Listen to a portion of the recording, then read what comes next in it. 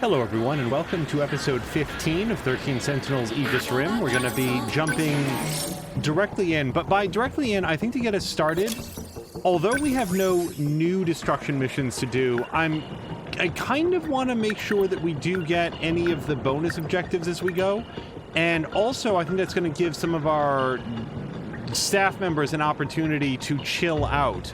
So let's take a look to see which ones I missed as we went. So this one had a maximum of 4 strike team members, and yeah, that works out pretty well because if we do a mission and these guys have the day off, all these red brain overloaded guys, we should be able to get them back into the fray before we do the next mission. So if it's just going to be 4, and let me just see what we know about the because it's been so many weeks since I did these. Giant aerial Terra Carrier Kaiju will appear, so we'll have to take a look at any people that have anti-air defenses. Now, Shinonome is a lock because she has no brain overload whatsoever. After that,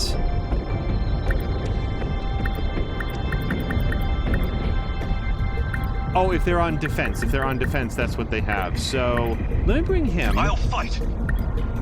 Now, see, Sekigahara, his gear is anti-air flares, so that's actually a good thing to have on defense. Hello to Caroluna!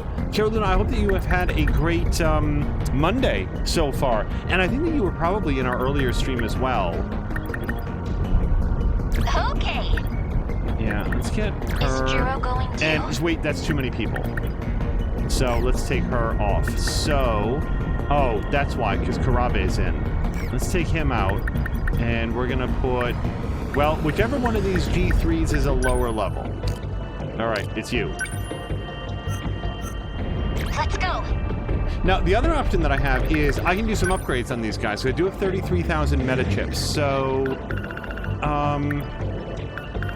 kind of think I might want to do some more Neuralink upgrades, because it's going to decrease the brain overload that they experience from this. Although it's not much. Like, look at these guys that are all red. Like, they're still on the field. Like, I can technically bring them out, but I'm not sure that it's that worth it. Well, let me take a look to see what kind of upgrades we've got. Yeah, she's pretty well-rounded on the whole. Yeah, I think that with her, I'd like to upgrade her shield emitter. And let's go over to Natsuno. And, oh, Missile Rain. I am such a fan of Missile Rain. Yeah, we're going to put a point into that. And then if we jump over to Yakushiji, she can... I gotta say, interceptors are really good. Also the multi-locking missiles, rather. But Flare Torpedo is such a favorite, like, all of the time. So we're gonna do that, and then maybe some multi-locking missiles. And get the interceptors upgrade as well. I might actually do interceptors twice, because interceptors, you can just fire them off immediately, and they do so much to broaden your attack power. Yeah, Caroluna was there this morning. Well, I hope that you continue to have a great Monday since then. I've started watching that Splitsy series, the tutorial series for space engineers again, just because I really like it. And it's just, he's very, very good at presenting. All right, I want to do another point in EMP attractor. What does that do? It increases the lock-on range. You have something? I'm feeling he's a G1, isn't he? Yeah, because he's got Demolisher Blade. Oh, I've already done his actuator a couple times. Well, upgrade his armor. I wouldn't complain about that. Or his generator, because that Demolisher Blade's awfully expensive. Yeah, let's do generator. And you know what? I'm going to see if we can get in the Neuralink upgrade for him as well. There we go. And that still leaves me with $3,000. Is there anything that I want to drop the $3,000 on? Can't afford anything on this menu, but we could do like an upgrade on that sentry gun. Sure. All right. So, we have no more than 4, maximum 4 strike team members. Let's hit it. Oh, hello to Samalander.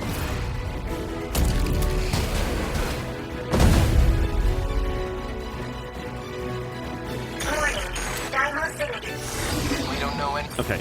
At some point in the past, we saw all this, so we're not going to get any new story. They don't stand a Whoa! chance. There's still Everybody, hope. relax. So, yep, we've got some swarms of dude coming in, Space Invaders style, as it turns out. I vote for some interceptors. I'm counting on you. Get those up there. They're going to do a lot of damage The to them. practice round's over. As for you, leap attack is really... Look at how wide his leap attack is now. They're finished. Yes! Gotta keep my spirit. Okay, leap attack. His leap attack got really good at some point. Now for you... Okay, they're all... Not all, but a lot of them are outside the range of missile range. So I could do EMP stunner or the... Oh yeah, yep. If we're going to fire a railgun at something, have it be the big guy. Go away. Get it. Take that. I'll And take then them down finally, quick. last but not least, Shinonome.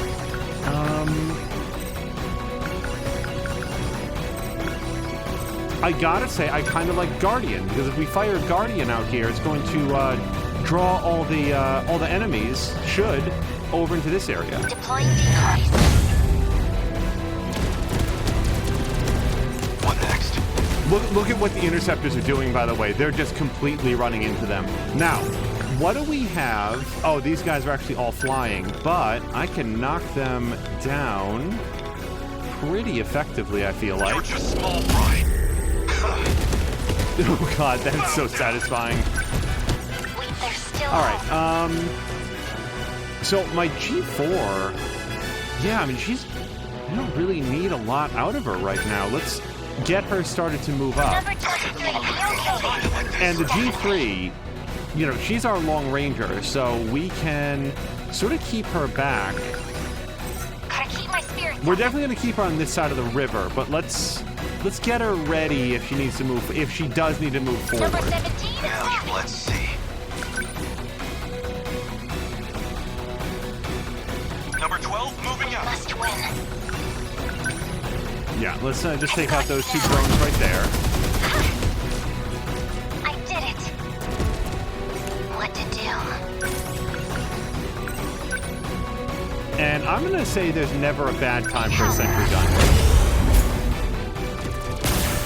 What next? Okay. Now, I want this to be down on the ground where I can hit it with Demolisher Blade. So we're going to open that up with an EMP attractor. You're just small fry. How's that? And it might take him a second to Will relax. not lose. And while we wait, just fire off some more interceptors. counting on you. Yeah, just flood the field with these guys. They're great.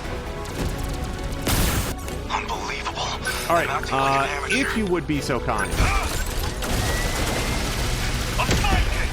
Bow down. Confirmed termination of Terra Carrier Dymo signature. Warning. Dymo signatures identified. Enemy in range. Preparing to intercept. Initiating tactical analysis. Hey, Giamakun, use the phase plasma EMP. The flying kaiju will lose control and drop out of the sky. All right, got it. Must survive. Gotta keep it together. I need to think things through.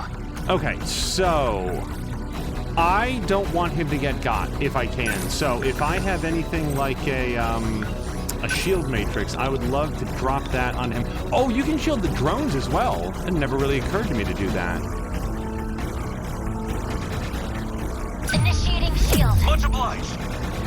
Let's see. What's the situation? Unbelievable. Okay, I'm and acting like for an amateur. you, EMP attractor as many of these guys as you can, but especially the big guys. Like above and beyond, we want to knock them out. You're just small fry. How's that? Is that it? I need to what to do. Okay, for you... I feel like... Whoops.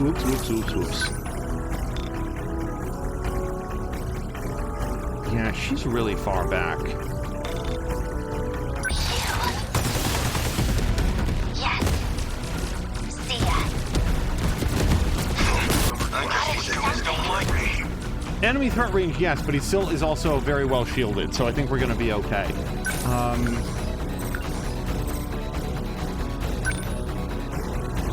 Oh, look at this. Wait. I think her EMP stunner actually hits everybody on the field? Is that correct? That can't be right. Hold on a second. There must be... No, it hits everyone on the field? Okay, that's insane. Yes, please. How's that? Oh, that's real good. Okay, so now we don't have to waste any more time on that. Let's just EMP a tractor. We're just going to try to make sure that the Terror Carrier takes the brunt of this. Oh, but I want him to be out of the firing arc of that guy just in case he wakes up. So we're actually going to move back here, and I believe this is outside the firing arc. A fight trying. Easy target like this. Survive. Okay, she is really out of juice, so... well, oops. Yeah, I can do this. It's suboptimal, but it's going to hit a bunch of them. It's free, so she'll regain a little bit of energy. I don't want to put her into cooling recharge mode while there's so many dudes out there. What's the situation?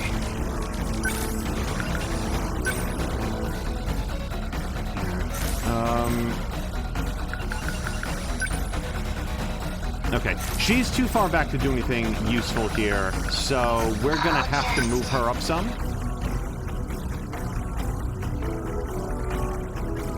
Number 14. I guess Beginning life comes at you Now, fast. he's taken a beating, but it's all gone into his shield so far. He has not actually taken any damage, which is good. However, there are some missiles coming in here, so trying to decide how I feel about that.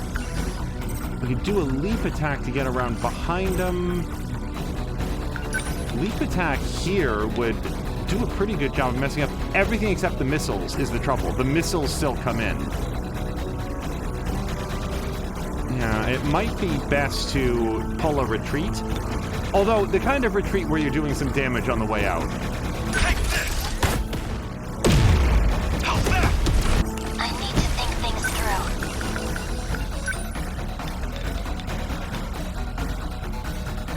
I don't see where those missiles went, but this is going to put her directly into the thick of things, but these guys are mostly stunned and no one's paying attention to her just yet. Did I? Enemy Confirmed destroyed. termination of Terror Carrier Dymo signature. Hey, it went down. But where's the wreckage? There's still another in the air. What to do? That really didn't answer the question. Speaking of not answering questions, we watched the Silent Hill movie, like, what was it, from like 2006, I think? Well, whatever the first one is, there's 2 Silent Hill movies, which, if you had asked me beforehand, I'm not sure that I could have specified that there were that many. And I'm just looking to see that I can hit both these guys. Yeah.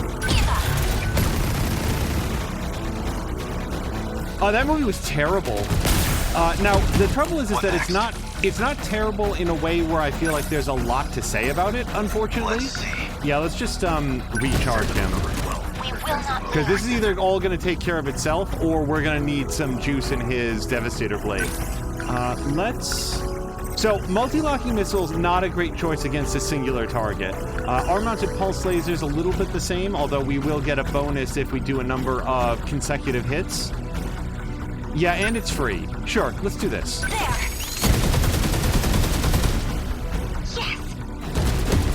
I need to think. It's okay if, in the balance of watching a horror movie, you are feeling to yourself like, wow, these guys were really out of their depth.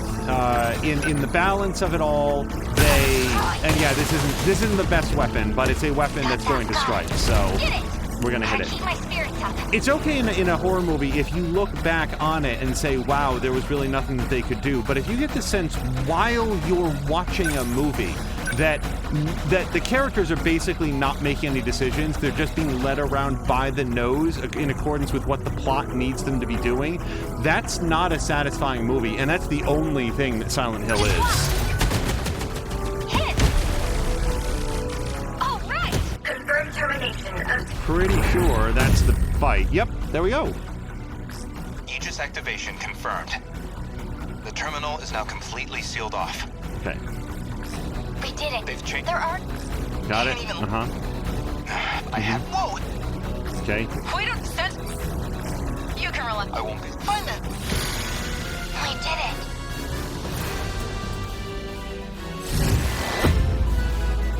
Yeah, look, the shield did an awesome relax job yet. for him The because next battlefield he took awaits. numerous hits in there and they just glanced right off.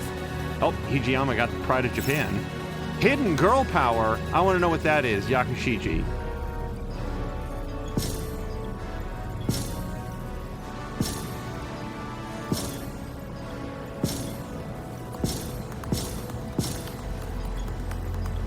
Hello to Zerder. Zerder, I hope that you've had a great Monday so far, and we got the bonus objective this time, so... Yep. Pearl Tart? Or Pear Tart? No. Okay, now, for bonus objectives, it would really just be the last two, including the last one that's marked as a boss, and we'll circle back for those. We're not going to do that. Here is the entire story. Okay, that's not entire fair. Here's the entire structure of the plot of the first Silent Hill movie. Oh no, my daughter is sad and has something wrong with her. And she's like, so the movie starts with like, my daughter walks in her sleep, and when she does that, she puts herself in danger and sometimes says the word Silent Hill. So I've decided that I'm going to drive her to apparently a different state altogether, to a place that, as far as we know, she's never been because we adopted her as a baby, and we're gonna go to Silent Hill to figure out what's going on. And by the way, when we hear that it's a dead town, that nobody lives there anymore, we're just gonna go there anyway. And then the entire structure of the movie is you are like Radha Mitchell. She is one place, and then she sees someone that looks like her daughter over there, and she goes over there. And then the next plot point happens. And then she sees her daughter over there, and she goes over there. And then the next plot point happens. She is, as far as I can remember, almost never even making a decision. It's not that she makes decisions that then don't turn out for her. She's not making any choices at any point in the movie.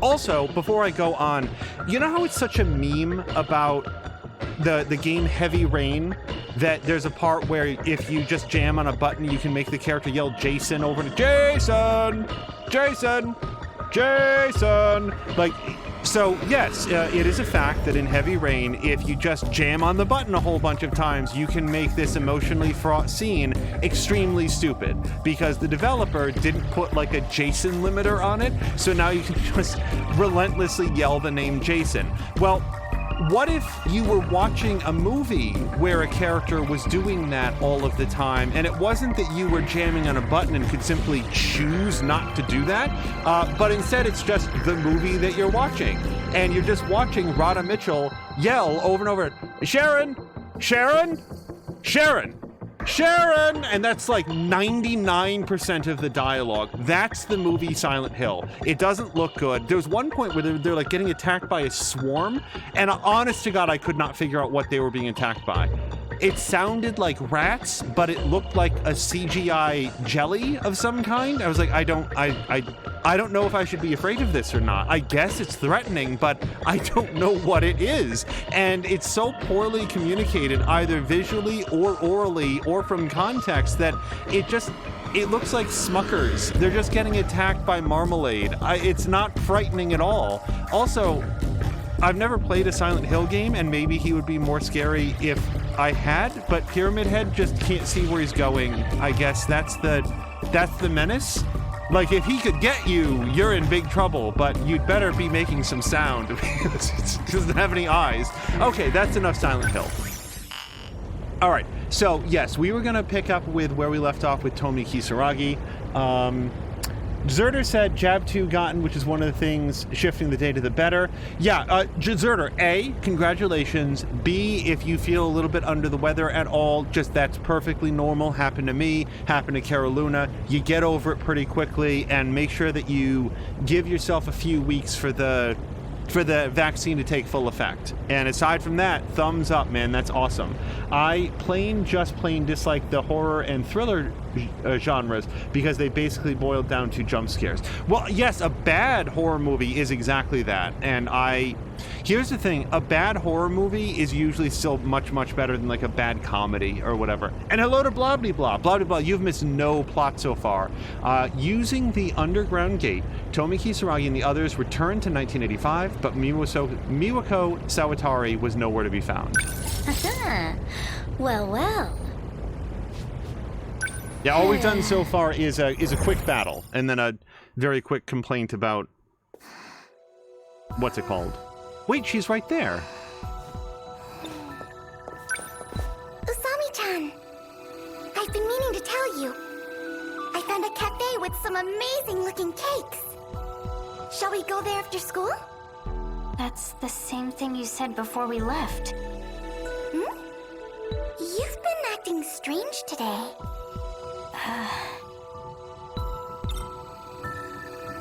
Okay.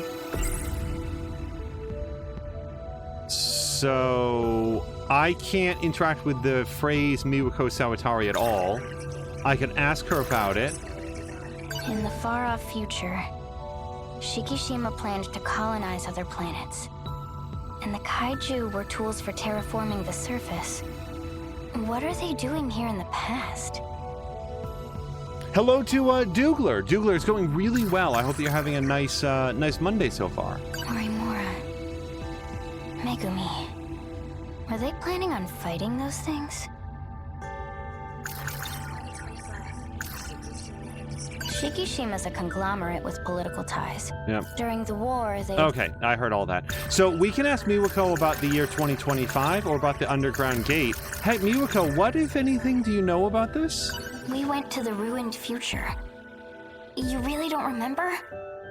You said that this morning, too. I've never heard of Ruined Future. What kind of shop is it? So, quick pause here. I've been continuing to think, and we've been continuing to talk about what it means to reset the loop. And it briefly occurred to me, what if, like, so we've mostly discarded with the idea that any time travel is ever occurring. So then I was thinking, like, the loop might mean that they simply eradicate everyone that's living in the domes and then re-clone everybody and start the dome simulation again. And maybe they're doing that, but I at least thought of, wait, what if what they're doing is they're rewriting everybody's memories so that they just don't remember and it resets everybody's lives that way?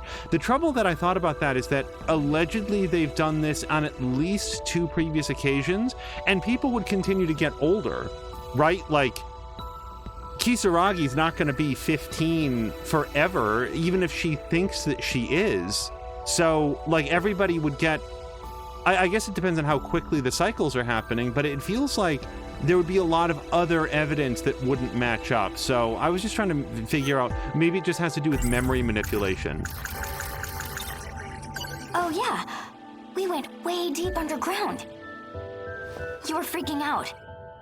You've got to remember that, right? Underground? You mean the downstairs food court at the mall?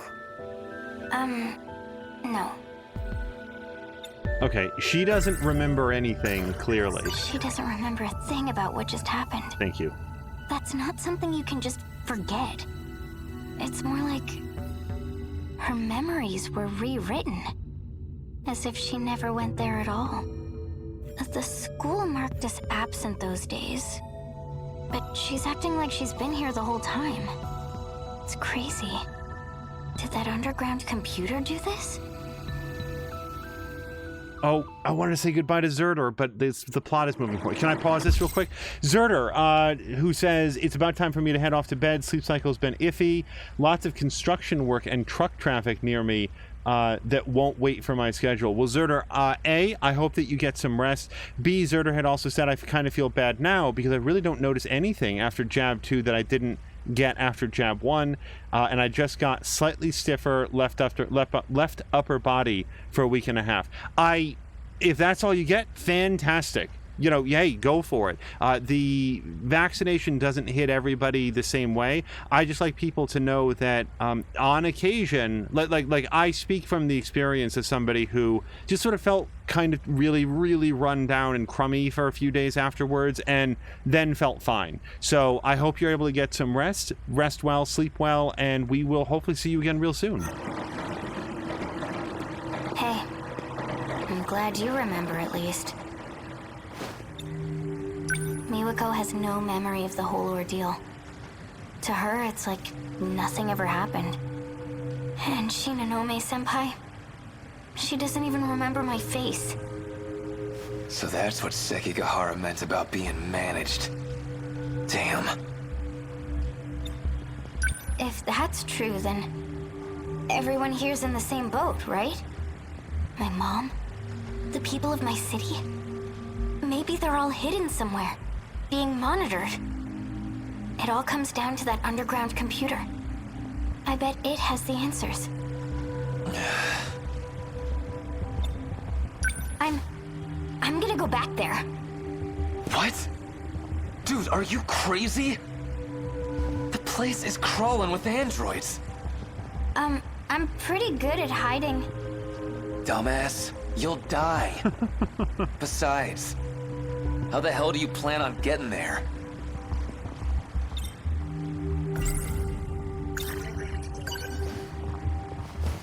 If we use the gate again, we can return to that era. Do you even know how? I don't think Morimura would be much help. And Shinonome-senpai, she was looking at me real suspiciously. Oh, I know! Sekigahara-kun! I'll find him and... Calm down. Just think about it for a sec. You really want to mess with that thing? Shit's dangerous. And you know, if you get stranded again, you might be stuck for good.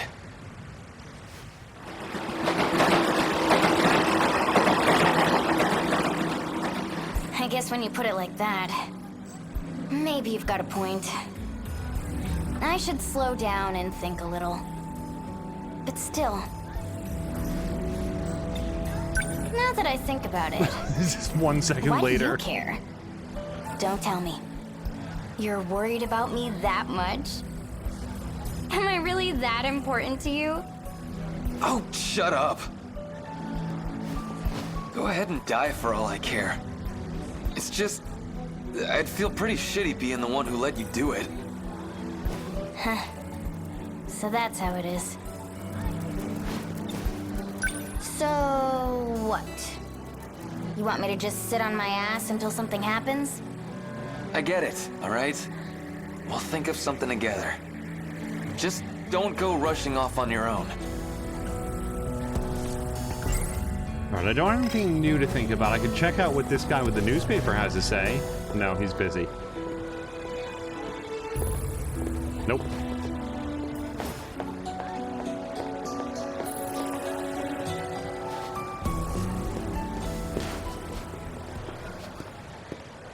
Well, look what we got here.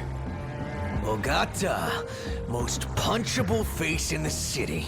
Hey, have you met Shu Amaguchi? I think it's about time we settled our shit. Hey now! Come on, you're fighting again? Stop that! Hey, stay out of this, idiot. What do we got here? Don't tell me this little bitch is your girl.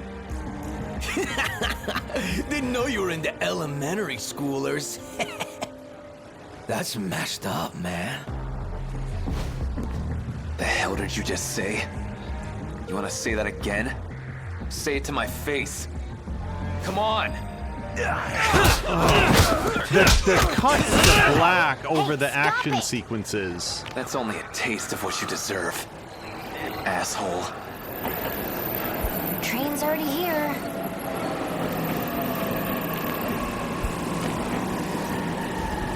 Oh, whatever you want.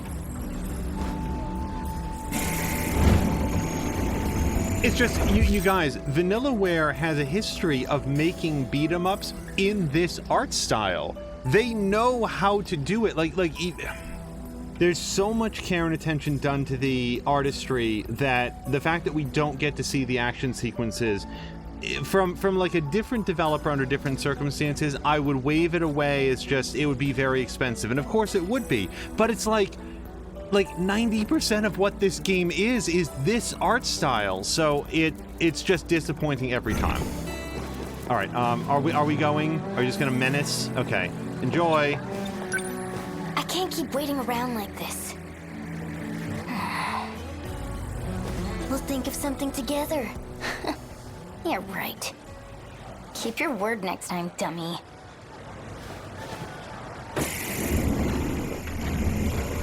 Dougler was also voting for that guy to get kicked in the dick twice. Another day, another waste of time.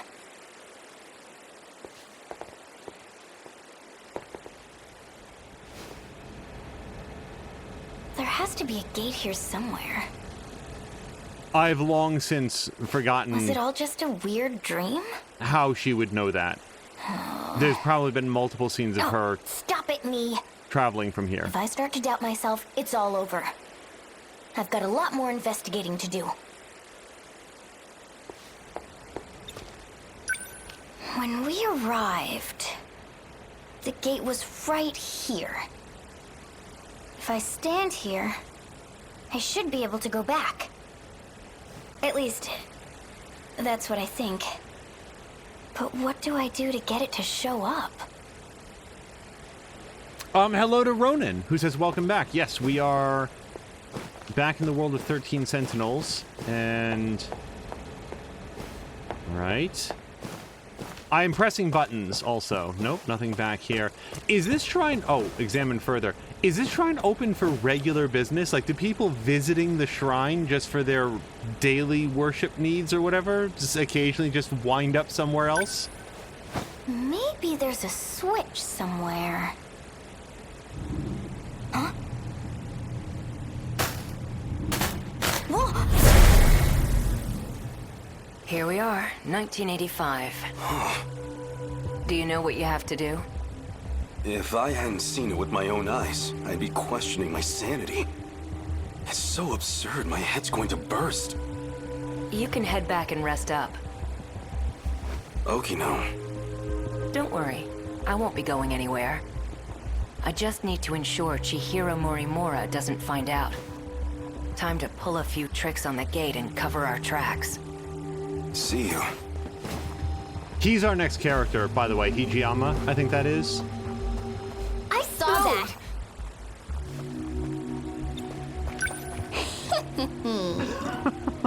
Finally found my inn. So... You there. You seem to be able to access the gate. Who are you? Tomi Kisaragi. And you are... Okino-kun. A guy who doesn't want to be caught by Morimura, right? Now then, won't you do something for me?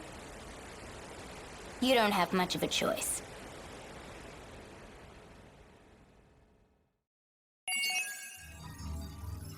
All right, meta chips obtained, and we got a mystery file, and hopefully... No! Oh, God, I have to do more Shu Amaguchi? Yes, and I actually can, so sure. Yeah, the next character that we dive deep on is going to be this guy, because we did... Oh, can I even do his? I don't think we can. No, we have to do some more Nenji Ogata, or any Nenji Ogata. I'm cool with that, but let's go do Shu Amaguchi. Let's go. Shu Amaguchi was shifted into a sentinel that appeared out of nowhere and ended up in outer space. When Amaguchi returned to the surface, Tetsuya Ida pressed him to cooperate. Cool.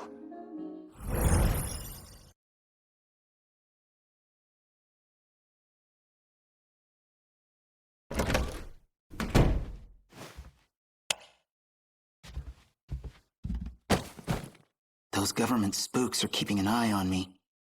At this rate, they could just take me away and nobody would ever know. Douglas saying, don't give your real name. Treat this like you're dealing with the FEA.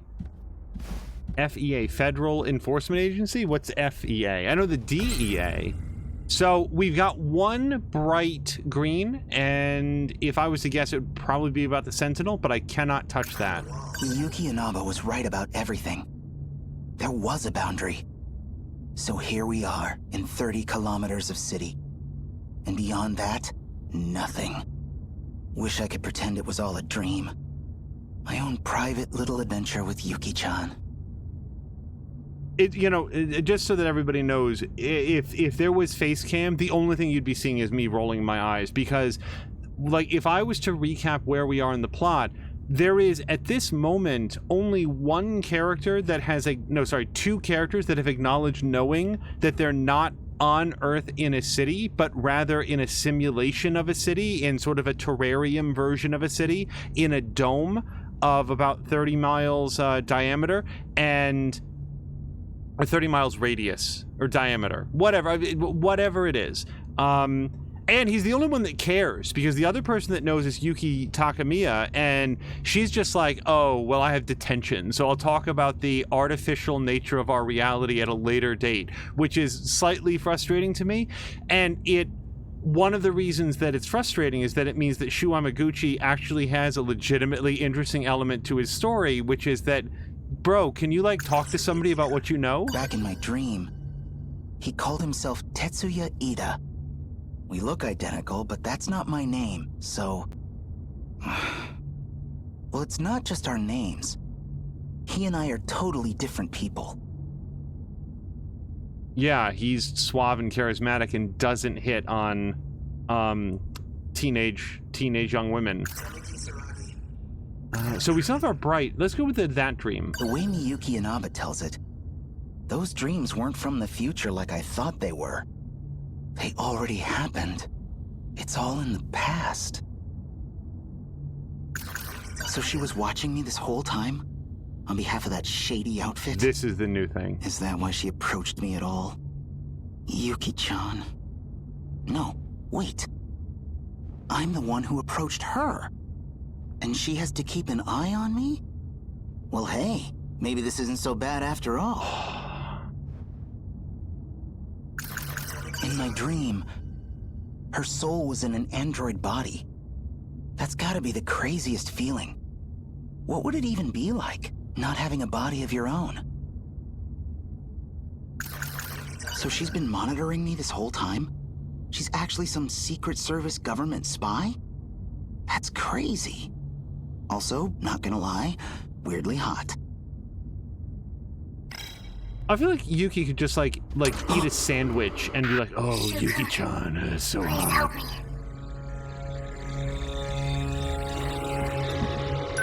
Hey! He knows I'm here now.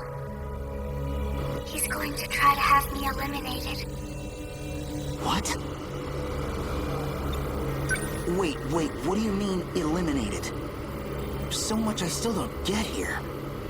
I need a real explanation. I know. But I had to hack my way in to reach you.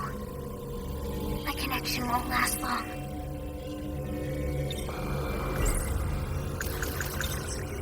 When you say he, you mean Tetsuya Ida? Yes, Why is he after you? because I'm helping you. I was right. He's trying to reset Project Ark. He wants to reset it. What would that do? The world would be destroyed by kaiju. Everything will be gone. They want to start over. They want to restart this world from the beginning. They've done it before. And a reset means you would be erased too. However, there are some downsides. You're talking about kaiju now? You've already seen them.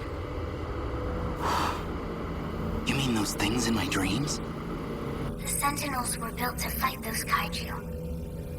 To defend the world you call home. You're talking about kaiju? Oh, wait. Okay. So it's just space beyond the enclosure walls. That means we're in some huge spaceship, right? Why does all of this exist? Why cover up the truth? There's a supercomputer hidden below your town. We call it Universal Control. It has led you to believe you live in Japan, in a certain historical era. Why? Possibly to make your lives easier. Possibly to make you easier to manage.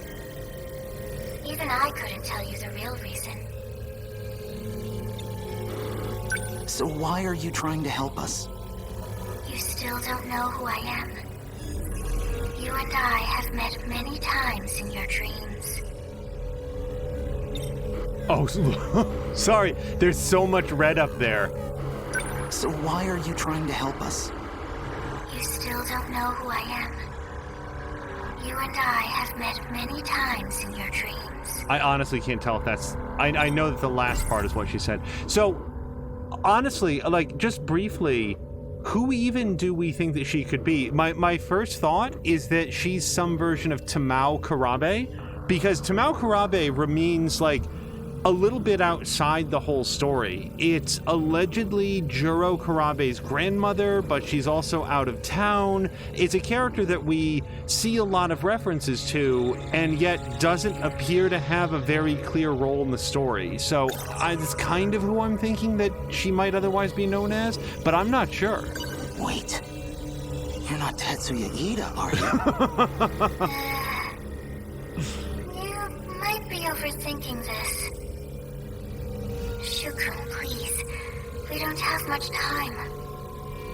Please, give it some more thought. Or any thought at all, Shukun. I'm begging you. Mia, thank you so much for the for doing all the shout outs. I did not realize that we were guessing who she is. Otherwise I would have read the list a little bit more carefully.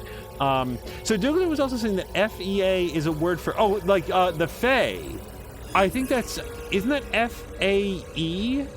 Am I misremembering that? The Fae? I feel like it is, but I could be wrong. That might be why I'm misreading it before. Also, Douglas is saying probably about the same as hearing your internal thoughts. Currently mocking the character that you're playing not you, and blah blah blah says she did not confirm the spaceship. Why cannot somebody just finally tell us where this is? So here's my, and I'll also just say, one of the reasons that I will pause on a semi-frequent basis to recap what we're learning and how it fits in or adjusts what we think we know is because this is a very complicated story, and not every viewer is going to catch every episode, and some people are only watching it live, and sure, that's fine. So I'm trying to just make sure that we're on the same page, and also when I am invariably wrong on one of the things that I want to that I believe is happening, I like people knowing that, like, oh, like we've updated what we think we know based on new information. I believe that we are on an interstellar spaceship that has left Earth for maybe just a colonization reason, but maybe due to some sort of other disaster, and we are on our way, like the ship is on its way to where it would colonize a new planet. But what I don't understand is why a population of approximately 5 million people are not in cryosleep, not being stored as genetic material, but like living in domes made to represent different points in Japanese history, and also having their memories actively managed and so forth. There's still so many questions to the why of it. So that's what I think is going on. But you're right, Carolina, she doesn't directly respond to that point on it. Okay, so I don't think she's Tomi. I'm gonna go with Yuki Takamiya because Shukun here is super into her, and he also really likes Miyuki, so maybe they're together? They don't sound anything alike, but... Inaba, Miyuki. Oh! Are you Yuki-chan? No. I'm not Yuki-chan. Shukun, you really don't know? We've met in your dreams. Please think a little harder. I wasn't privy to most of those, so... in what way is she Tomi Kisaragi, though? Oh, that song from my dream. You don't mean... you're... You finally realized. This is how I got past universal control. I sang on an inconspicuous broadcast with all my heart. Just like I used to. Kisaragi. Yes, it's me. But a different Tomi Kisaragi from the one in your world. I'm not human anymore. Just data on a computer. But that's exactly how I can still help you. Oh no. He's at Sector 3's terminal. Help me, Shukun. If we don't stop him, he'll erase me. What should I do? Inside the outer walls. I hid your Sentinel in... Hey! No, come on! Don't leave me hanging like this! She's been reaching out to me, using my TV set to break through the walls that separate us.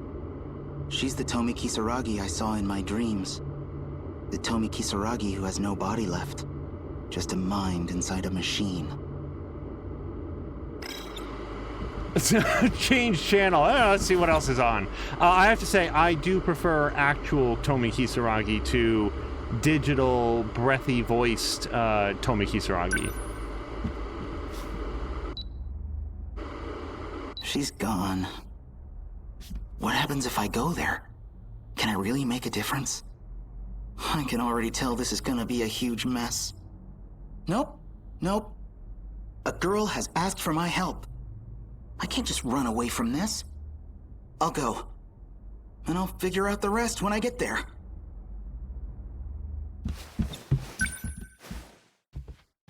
Kind of overshot the door there, but that was my fault. Any sudden moves and I shoot.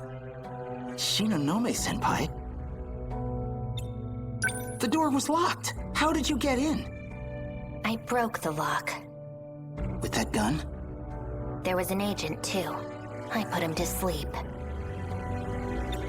Sam Lander, have a great dinner. Oh, right. You were at the park with him. Are you with the shady spy bureau, too? Yes. So, what do you want with me? I need your Sentinel.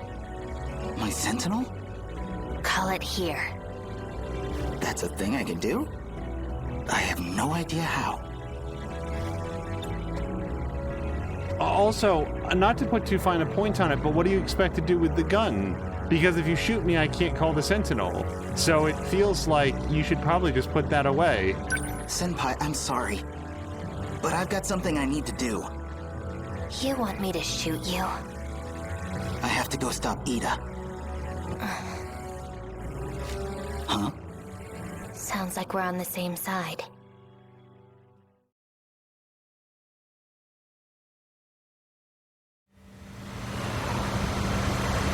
Past the tunnel? Yeah. That's where the Sentinel's hidden. Apparently. That's some Sentinel. It must weigh hundreds of tons. How does it fly in the air? But what I really don't understand is how you controlled it without any problems. Piloting a Sentinel damages you, like what happened to me. So most people can't operate them. What? You mean piloting a Sentinel did all that stuff to you? No, it's not too late to turn back. It is too late. Easy, I'm kidding. I'm not gonna give up now. The girl's in trouble. Oh my god. You know where you're going, don't you, Senpai? There are 2 terminals that have been analyzed so far. Sector 1 and Sector 3. But we can only get into one of them. That'd be the terminal in Sector 3. Not really sure I'm following here. Mr. Ida was supposed to take me with him. But he took Takamiya-san instead. Yuki-chan? What's he planning with Yuki-chan? He needed biometric ID from one of us. It's the only way he can access the terminal. But now he's put the gate into lockdown. That means a Sentinel's the only way to shift in.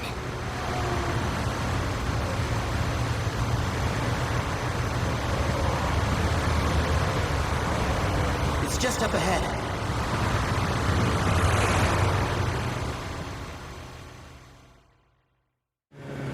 So we do know that the sectors are basically the different domes or time periods, and at one point I thought that I had it worked out which one was which, but I then, based on new information, I think I had it perfectly backwards.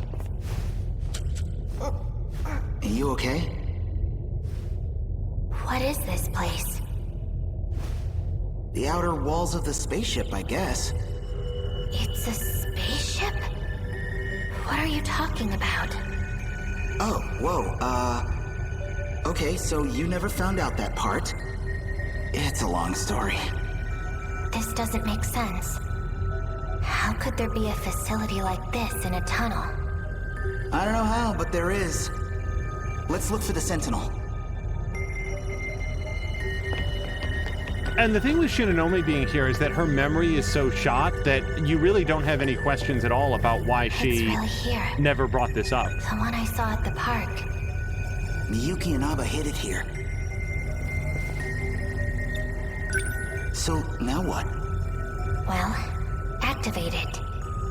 Yeah, but how? How did you do it before? I don't know, it just kinda happened. What about your activation switch? You should have one somewhere on your body. A switch? Where nanomachines were shot into you. That's where code was injected into your system. So that should be where your switch is. Oh yeah, I got shot. I think she got me... right around here? Swipe across it. See if that starts things up. Here goes nothing.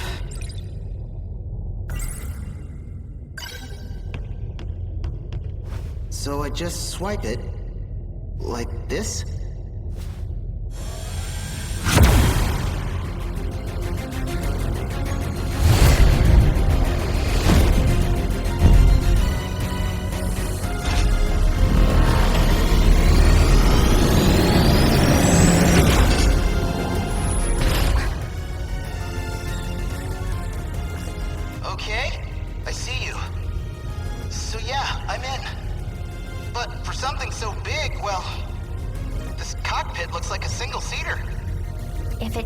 Design elements from number 14.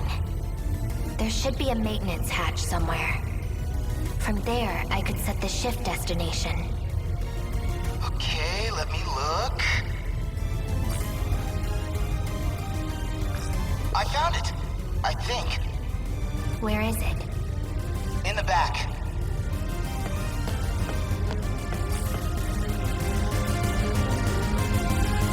How's it looking down there?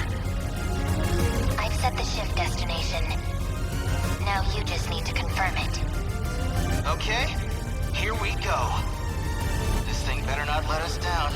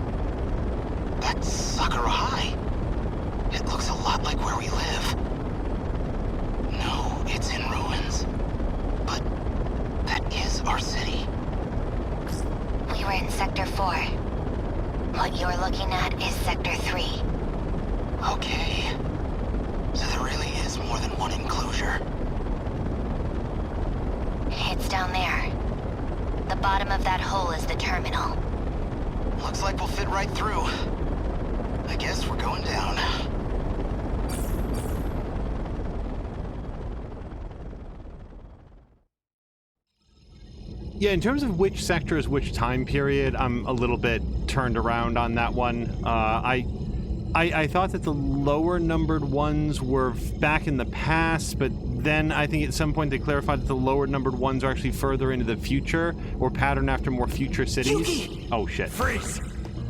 Any closer and I shoot her. So, found a way through on Shu Amiguchi's Sentinel? I suppose this is because I chose Takamiya-kun over you. Those emotional impulses of yours. really do try my patience. That's not why, Mr. Ida. Hold on, let me think about some stuff here. Back in my dream, he called himself Tetsuya Ida. Oh, but we're totally different We look people? identical. Yeah, okay. Miyuki Inaba needs my help. I have to stop Ida somehow. Or else, he's going to erase her. It doesn't matter. I don't care what group Yuki-chan's wrapped up in. I'm going to save her.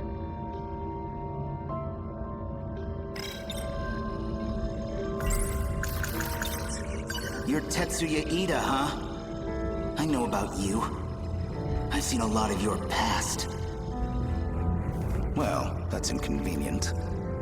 She's still transplanting memories, then. Well, I know you too. Perhaps better than anyone else could. After all, I've known you all your life. Ever since I dropped you off as a newborn.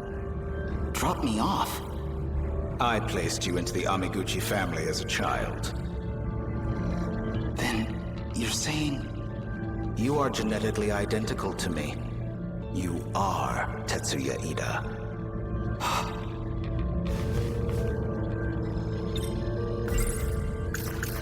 Yuki's just like watching the whole thing go down. Yuki-chan's got nothing to do with this. Let her go. I'm afraid she's a vital part of the process. I need her biometrics to access the computer. You should know this is partly your fault. Up until now, I had simply been borrowing your ID. But then you had to go and access your Sentinel, which means authorization has been restored to you. We're playing fast and loose with the idea of fault, then. Yuki-chan, don't worry. We're gonna get you out of this. Amiguchi. You have feelings for Yuki Takamiya, I take it? Yeah, I love her. You know, under any other circumstances, it'd be fascinating. Genetically identical, but our experiences made us very different people indeed. A shame. There is nothing you can do to change this. Miyuki Inaba. Ida-kun. So here you are at last. Your singing gave you away. I recognized it instantly. I'm still your biggest fan, believe it or not. Ida-kun, please. Think this over. I have to start things over for the two of us. This is a mistake. I'm afraid you're the one who's mistaken. It's too late. This place will be gone soon enough anyway. Or do you have some other option to share? Even if I did, you wouldn't listen to me. Not the way you are now. Love really does mean that you never ever have to listen to what your loved one thinks or feels. Oh, Miyuki Inaba said something about this. She said she knew me through my ID. Probably because he's the one she was trying to track. Hey. Stop! I won't let you erase her! Erase her? Please. I love Tomi Kisaragi. There's no need for anything as drastic as that. But I do need to silence her as a precautionary measure. You can cut off communications, but I'm not going to give up. I don't need to cut off communications. It doesn't matter where you are. After all, you're a Sentinel AI now. She's in a Sentinel? And I happen to have command authorization over the Sentinels.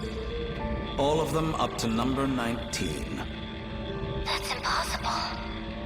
Wait, Ida-kun. I'm in orbit right now. I'm watching this all from the command ship's computer. And I can see everything.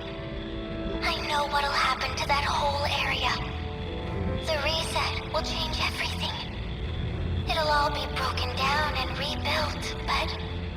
Indeed. A new beginning for you and me. No. Attention, emergency protocol. Force shutdown Sentinel number 16. Don't! Inaba! Bastard! She'll be asleep until all of this is over. That's the last variable taken care of. I think our work here is done. We're returning to Sector 4. And you're coming with us, Shu Amiguchi. As will you, Shinonome-kun. Come on. You know you need me. Hey, really?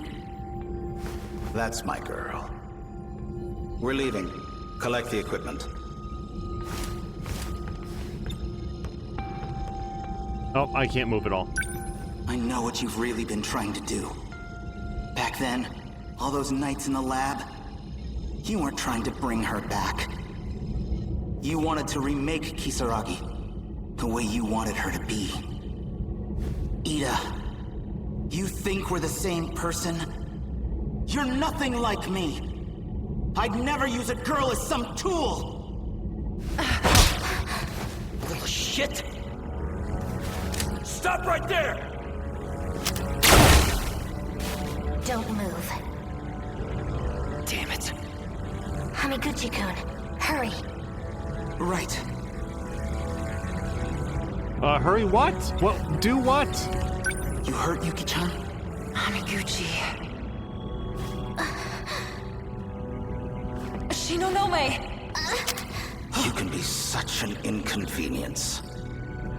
Speaking of... Hamiguchi! Takamiya-kun, I suggest you come quietly, or Amiguchi will suffer the consequences. Yeah, she doesn't really know that kid. You son of a bitch. Yuki-chan, don't risk it.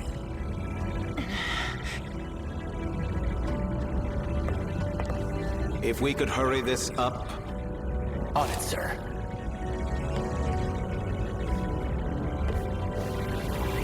What?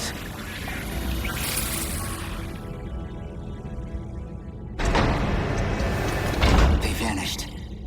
Did they shift? Yuki.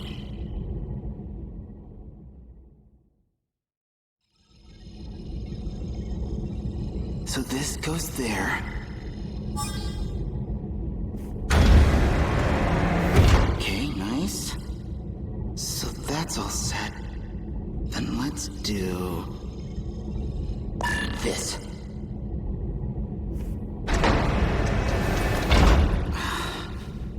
No dice. You need to take this seriously. Hey, you want to do this yourself? Be my guest. Keep it cool. He's doing fine. In a manner of speaking, I am the person that signs your checks, gentlemen, so back off.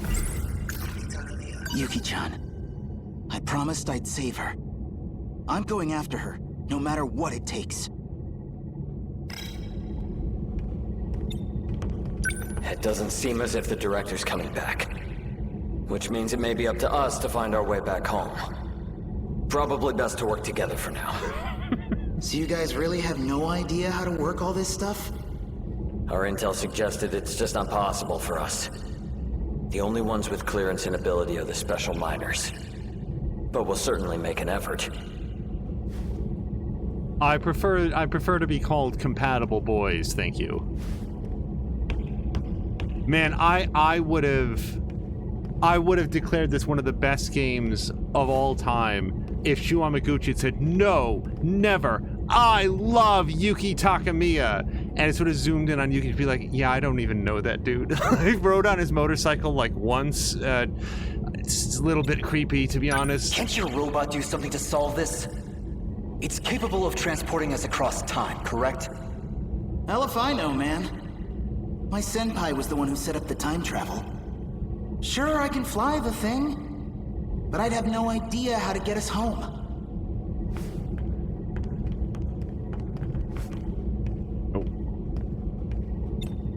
How much does your organization know? Do they have any real info on how this place works? Well, it's a UFO made by scientists of the future. Since before our time. It's been buried here, deep underground. Okay, so you're basically clueless. Sound about right?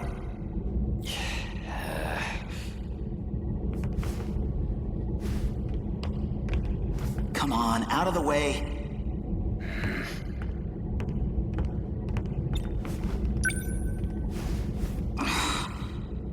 This is nothing like my microcomputer at home. Damn it. This doesn't look good. I can't help Miyuki and Aba. I can't even go after Yuki-chan. What am I supposed to do here? Where'd the console go? Did it work? No. It just started moving by itself.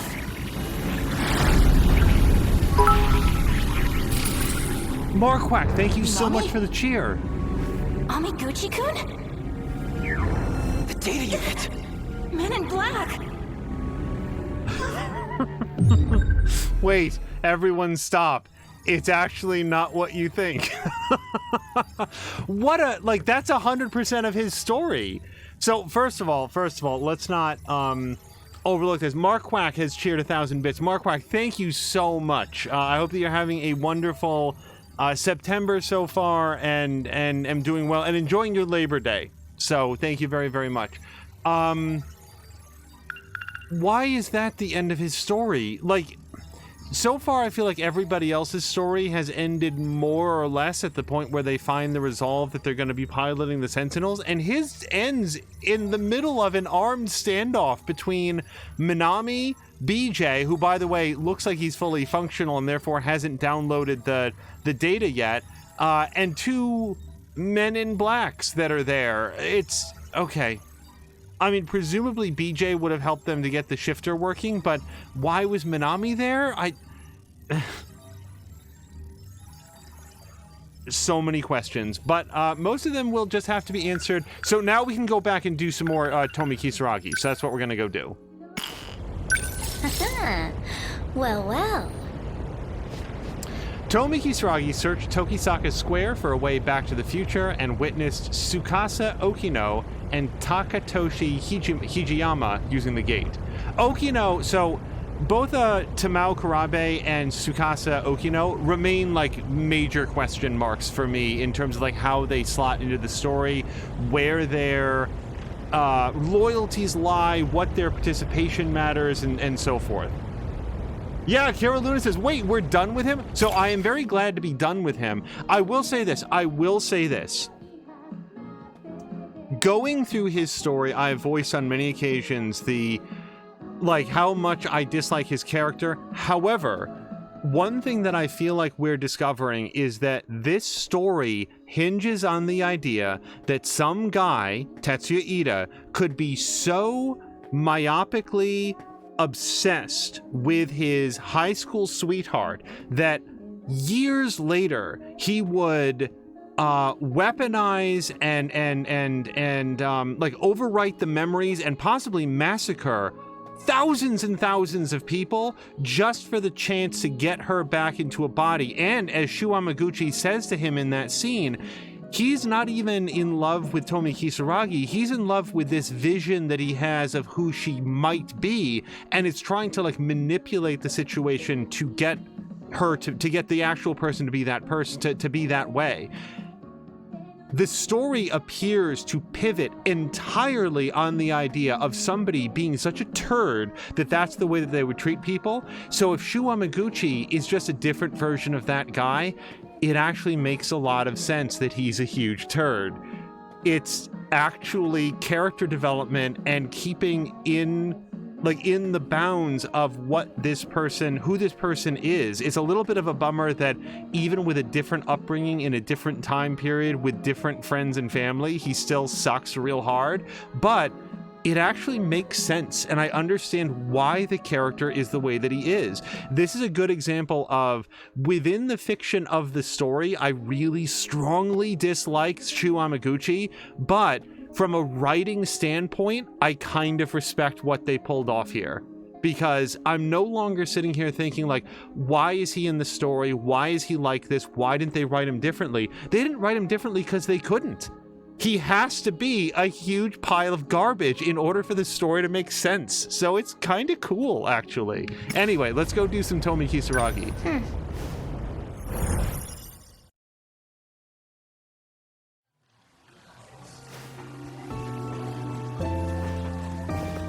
Wait, two comments before we proceed. Carolyn is saying he's less bad than Ida. I'll give him that, but still. Yeah, that's true. Now, maybe over the crush of like multiple more years, he might become as bad as Ida, absent the experience of seeing the consequences of Ida's actions. You know, he's having that rare opportunity to see himself as others see him, and it's not going well for him because he doesn't like himself viewed through the eyes of somebody like from the outside. So I feel like this would be a transformative experience for him. But also Epinomenon says he's not supposed to be hated as much as you hate him. There's a cultural context missing here, but I can't say more because of spoilers. A, thank you very much. And B, for real, seriously, hold on to that. Like, put a pin in that, because when we finish a game, I don't know that you've seen a full playthrough on the channel before, but when we finish a main playthrough, during the credits and then like after the credits, it's all topics open. And I would love to hear more about that legitimately. And then Douglas saying I was having fun mocking him. Yeah, he is a very, very mockable character, but... Oh, here's Miwako. Mighty Kaiju Daimos. They're showing it at the theater right now. He's talking to himself again. Okay. Alright, I thought he was talking to the kid who was asleep. Usami-chan, would you like to get crepes on our way home? I'd love to, but... I've kinda got somewhere to be. Okay. Alright, I don't have anything new to think of. We don't have any bright squares up the top. Oh, do I have to talk to Juro now? Do you need something? Not really, sorry. Alright.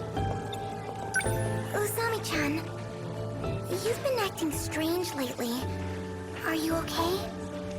You seem kind of stressed out. But you're just fine, right?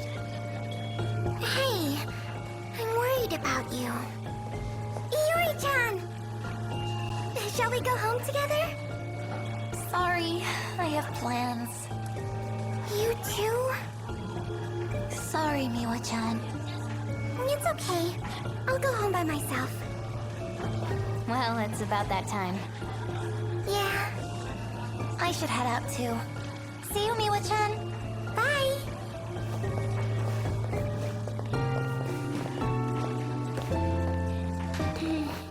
Something up? You're staring. It's nothing. Okay.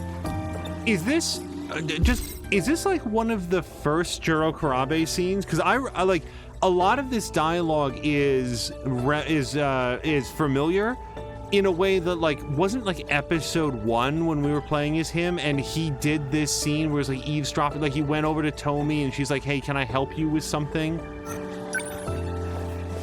Miwako doesn't remember a thing. But maybe that's for the best. Miwako! I'm heading out. See you. I think Miwako is so upbeat, including in scenes where like all of her friends are ditching her to go do like other stuff. Abenumen is saying this is the first Juro scene. It's the very first story segment of the game. I knew it seemed familiar. There you are. Oh, is this Okino? Back at it again with the skirt and wig, huh? What a weirdo. I just didn't get a chance to change. As I said, this is a necessary disguise. Bold words for someone who can't be bothered to make it here on time. Sorry. Anyway, you're going to do this for me, right?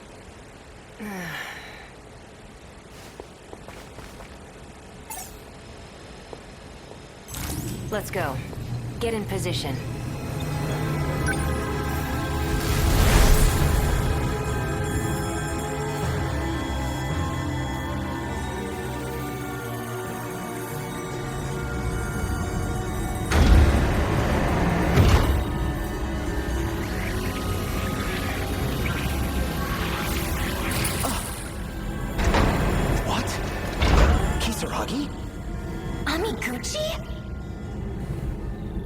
Man, I am as baffled as you are.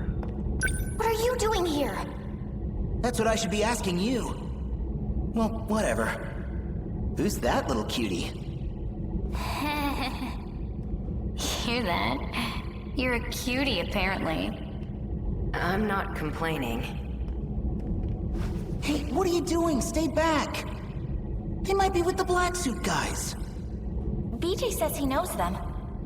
Natsuno?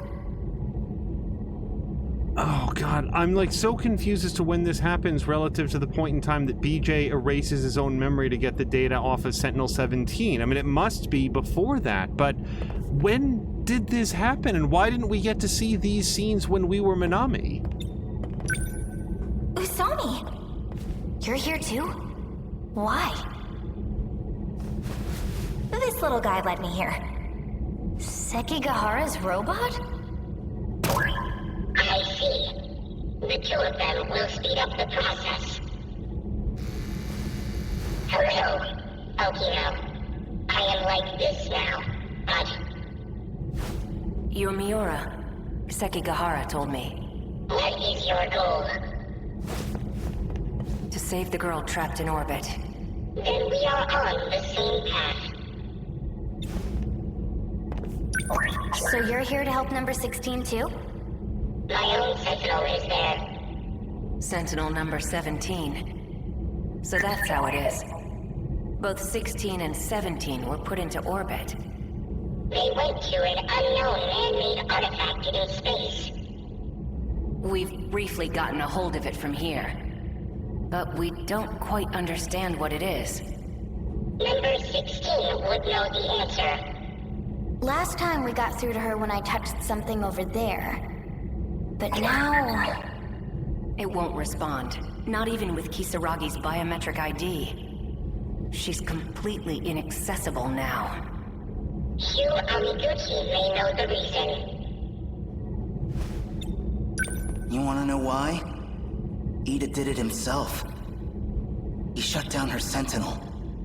Ida, huh? Yeah. Something about authorization? He must have used his security authorization to issue the command. So that's what happened. You created these Sentinels. Perhaps you can clear the authorization. Worth a try. Help me out.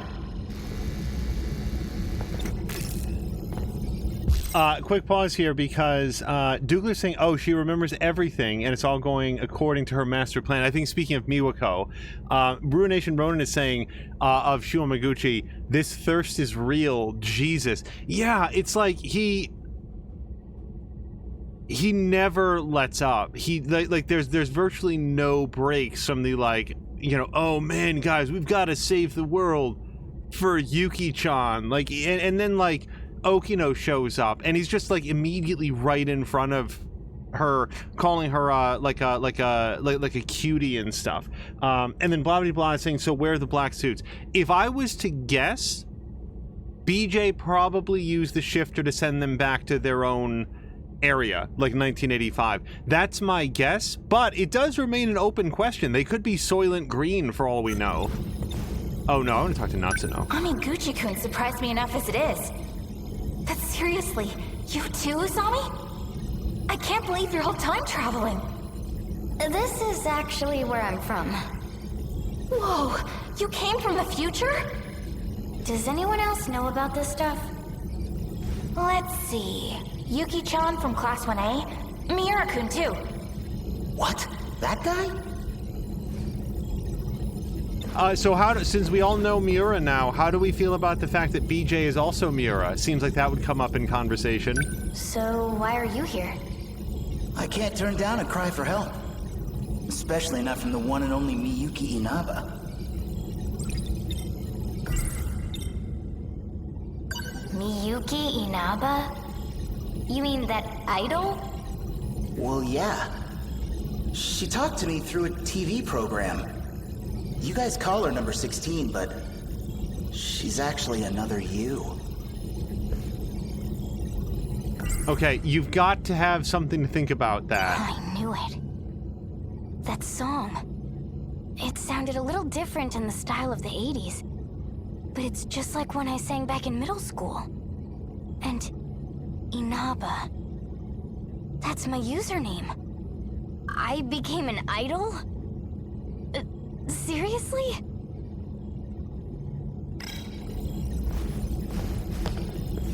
The preparations are complete. Kisaragi, as you scan your ID to grant access, the authorization will be reset, and the Sentinel will reboot. Go ahead and unlock it. Okay, is there anything you want to warn me about the outfit that I'm going to wear when I'm inside of the Sentinel? I assume it's some sort of jumpsuit like in Star Trek The Next Generation, right? No good?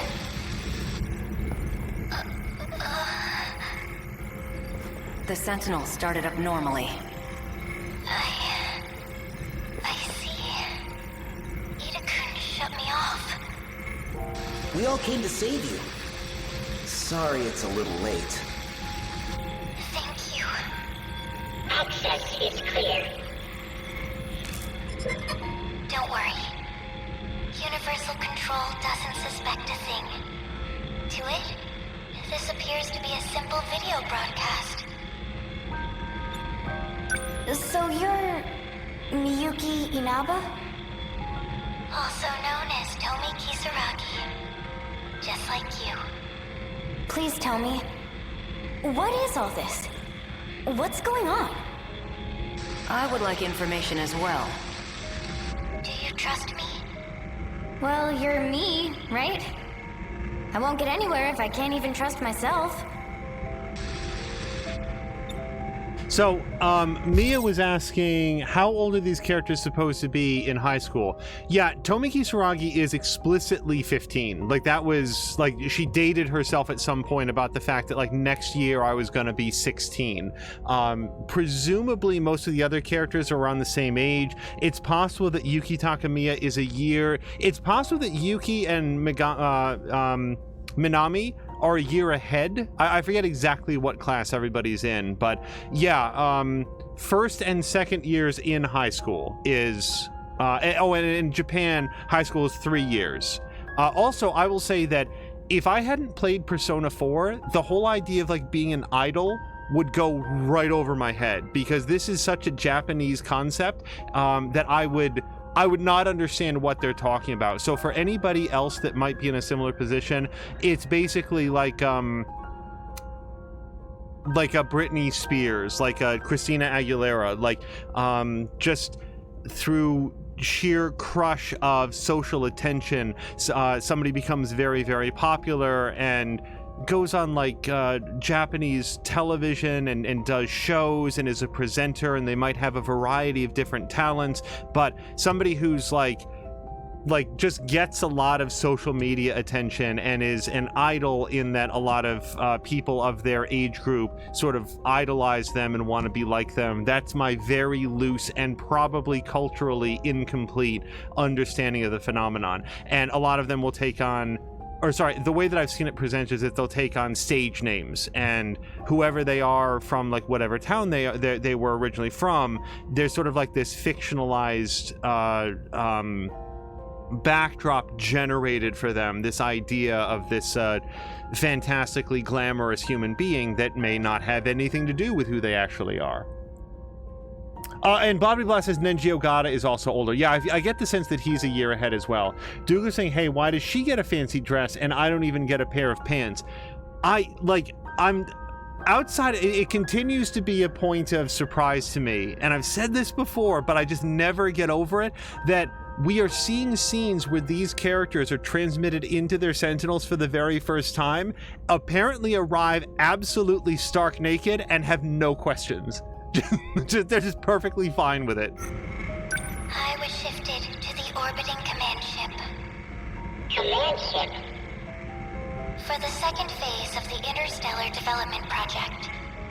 It's an artificial satellite that presides over terraforming. Terraforming? The very ground you stand on is proof.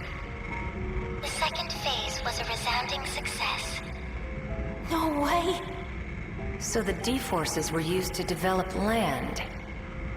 Originally, yes. They were designed as heavy machinery for that purpose. You mean it's really true? We're not on planet Earth. Huh? I've seen it with my own eyes. The whole city's less than 30 kilometers long. I thought it was on a spaceship, though. Unbelievable.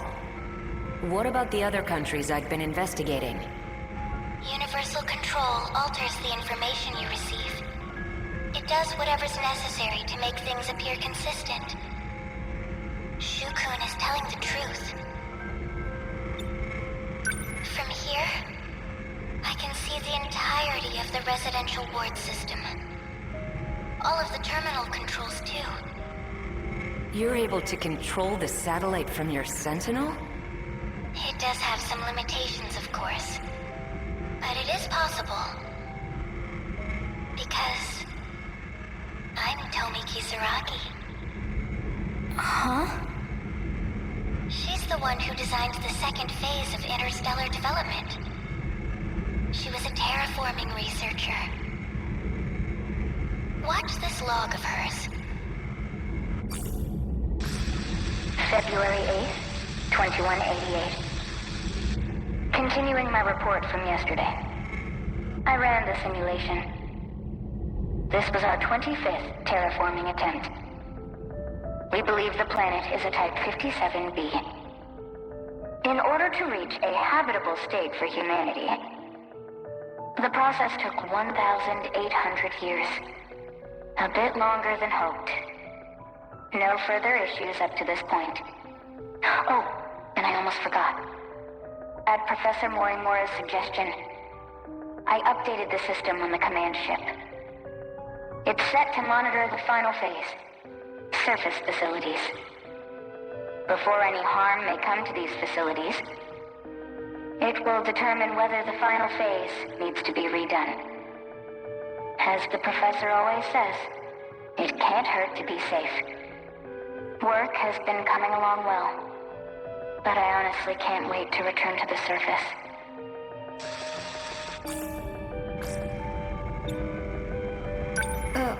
What was that? A log from Tomi Kisaragi in the year 2188. She said some curious things. Like redoing the final phase. You heard correctly. There's no turning back. Well, what now? The command ship will fall below the horizon soon. We'll be disconnected for quite a while. Are there any measures we can take? Yes. But I believe there's only one way through this. And what's that? Universal control. It needs to be altered. And the only ones who can do that are all of you. Trust in me. And get into the Sentinels.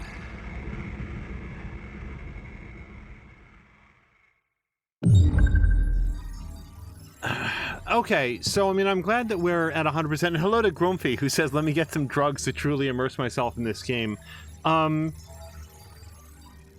So we're not necessarily moving through space, but maybe successfully arrived on an extraterrestrial world, one that may or may not be terraformed, but everyone's still locked inside of these domes because fucking Tetsuya Ida is trying to manipulate all of the humans, like the 5 million or so humans that are here, to achieve some outcome that's favorable for him and his high school aged girlfriend, AI, sentient thinking machine object person. We're just going to keep going, because I'm just going to keep repeating the same questions that I continue to have about, like, what does it mean to reset? The thing that makes the most sense is that the kaiju come down, they destroy everything, and then they clone. Cloning is the only thing that makes sense to me, because we've now seen in the future, we have older versions of Tomi Kisaragi, Shu Amaguchi, Yu Takamiya. We've seen older versions of Jiro Karabe, Iori Fuyusaka. We've seen different versions of Ei Sekigahara, I think. Oh, and a different version of Minami, for sure. We know that Yuki is her mother, so we've got that going on. Okay, I mean, we've sort of like...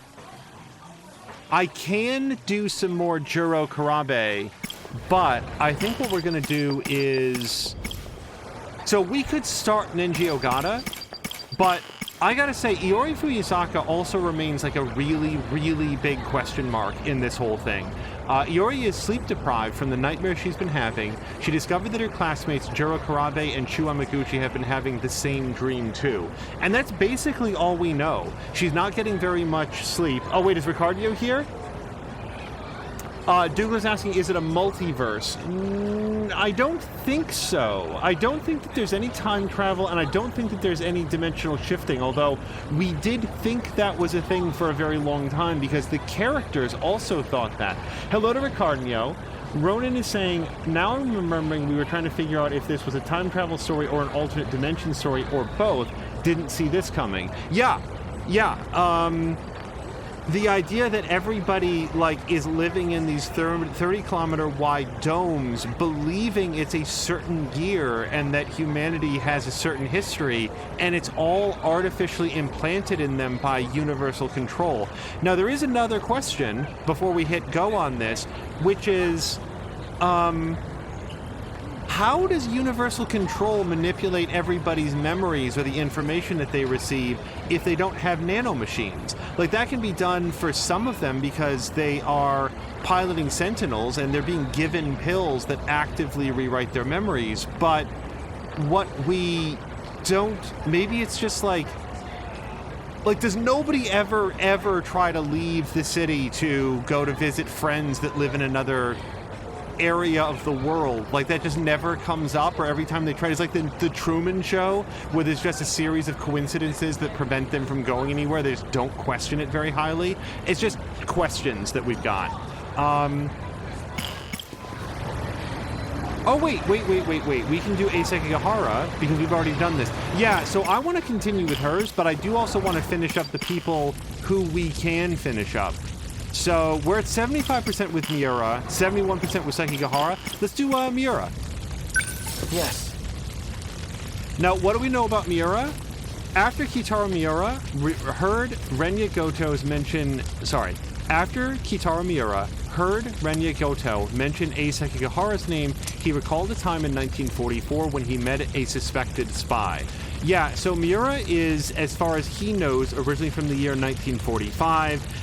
In the year 1945, during World War II, a Sentinel was found and was being researched by the Japanese military as a way to strike back against the Americans. But then in the year 1945, a bunch of kaiju showed up and started wrecking everything. So Miura was moved to what he perceived to be the year 1985, and he was actually the first person that found discrepancies between, wait a second, if a bunch of giant robots landed in 1945, why does 1985 seem so normal? And also, what happened to the damage on this post that I was there to witness happen, but here in 1985, the same post in the same house is perfectly fine. So he was actually sort of our Rosetta Stone for, this is not a time travel story. And for a while, we did think it was an alternate universe story, but now I feel like what we're discovering is, no, it's neither of those. They're just teleporting between different habitation domes.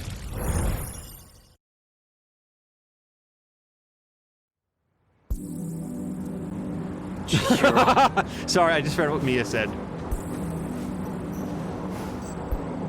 Mia said, is there any fucking female character that wears long pants? If so, pick that one. Okino does wear pants some of the time. However, I'm still a little bit... I don't quite follow... Okino remains a question mark to me, and I frequently refer back to the idea that Okino, in like the very first episode, was seen and made some reference, like somebody said, oh, so your disguise is a high school girl now, and Okino responded, well, let's just say that I'm not a fan of every type of binary, or something like that. There was like one line of dialogue that like lends me to believe that Okino is very comfortable having a more fluid gender identity. And I'm fine with that. It just leaves the question open of how should I be referring to this character? All right, it's been a minute, so let's go through our thoughts. No point in trying to make sense out of his story. And still too early to say anything for sure. But a scout unit from the future? And it possesses my consciousness? Yeah, so he is BJ, and also we've seen evidence that Miura was at one point also the AI controlling Sentinel number 17, I think it was. The footage he showed us is allegedly from the future. If it's real, then how am I still alive 200 years from now? All I know for certain is that it's no ordinary scout unit. Natsuno-san. Get it together, Keitaro. She certainly is quite... Yes. I admit, she's bright, cheerful, attractive. But right now, I have more urgent matters to tend to. Back in 1945, everyone mysteriously vanished. But here in 1985, 40 years later, there's no historical evidence or impact from that event. It reminds me of a concept I read about in a science book. The idea of two similar parallel worlds. Yeah, I legitimately admire the willingness for this. I like stories about smart characters who are wrong because they don't have all the details, and this is a story that leans very heavily into that. He's no dummy. He just doesn't have sufficient information to understand what's going on yet. According to the history of this era, it has indeed been 40 years. But this era doesn't seem to be based on the era I'm from. The two aren't connected. Perhaps this isn't really time travel after all. And as Cara Luna says, in fairness to the game and the developers, because they're all in high school, what we're seeing them in are, by and large, their high school uniforms. I think the rare exceptions are specifically Yuki Takamiya, who wears a skirt all the way down to her ankles, but also like her top is like cut off because she's from a different school, so her uniform looks somewhat different. And I think technically Minami is wearing her track outfit all the time, which is it's just that set of shorts that you see, and why she never changes out of that is just, oh, I don't have time to wear my normal uniform. Chihiro. She was acting like a completely different person. Design engineer? Controlling the system? What was she talking about? Chihiro. Okay, so to reset on that point, Miura has a younger, I believe it's a younger sister named Chihiro. And we met her, and she's like 6 or 7 years old and has like a stuffed rabbit that she cares about. However, she was at some point moved from 1945 to 1985, apparently seemed to believe that she was Renya Goto's younger sister, and then when she was given the stuffed rabbit, like her latent memories popped back up and suddenly was talking like she's an adult. We also, just based on conservation of characters, have a strong reason to believe that Chihiro is actually the youngest version we've seen yet of Chihiro Morimura, the character who is also Iori Fuyusaka and the school nurse. So we've got at least, I believe, 3 different versions of Chihiro running around. He is currently referring to his younger sister. What's happened to her? Chihiro Morimura? She's the original Chihiro? Is there no going back to the way she used to be? Chihiro. Even if I do bring the Sentinel back home, how can I bring myself to fight? The ones I swore to protect are gone. Oh, vengeance gets you pretty far in life, I find. Natsuno-san, I'm not sure why, but I really want to hear her voice right now. Could she still be at school? Wait. I haven't checked my map. I have no idea where we're going. Okay. So I don't want to go here. I don't want to find Goto at school because we've already gone with, Natsuno. Oh, actually, we've got a couple different Natsunos. So this is where we're trying to get to, and I have no idea how to do that just yet. Maybe we think about Natsuno, but let me just walk around here a little bit. Yeah.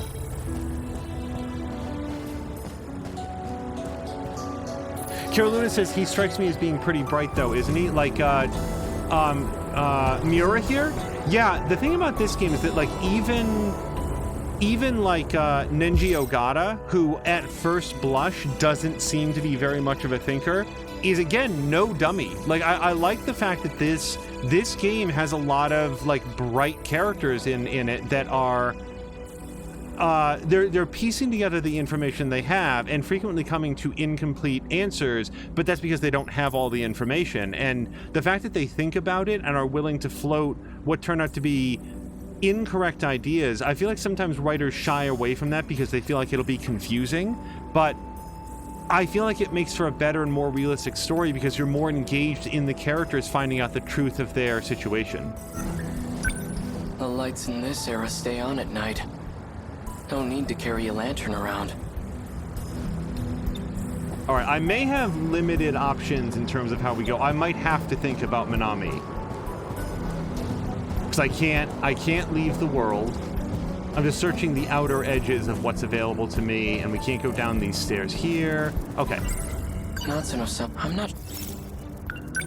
This is our only way out.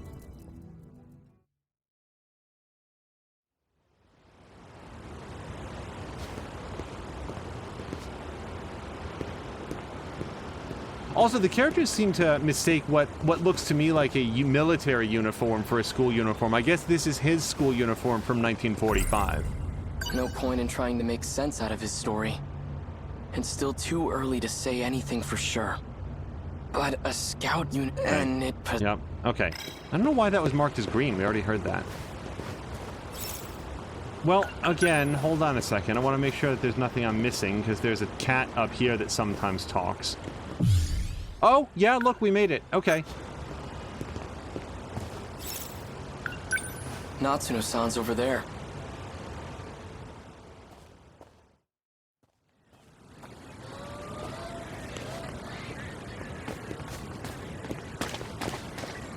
Hello? Oh, what do I do? What's the hurry? Miura-kun. BJ's gone. I'm pretty sure he's lost somewhere by himself.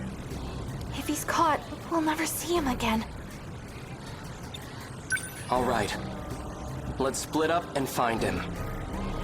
Okay. He couldn't have gone too far. Maybe he's inside one of the school buildings. Okay, then you search the buildings. I'll search the campus perimeter. Okay, I'm on it. Thanks. Is this happening before she knew that he has propellers? Because, believe me, he can get really far. That's kind of the whole thing he was designed to do. Oh, Mia, thank you very much for the host.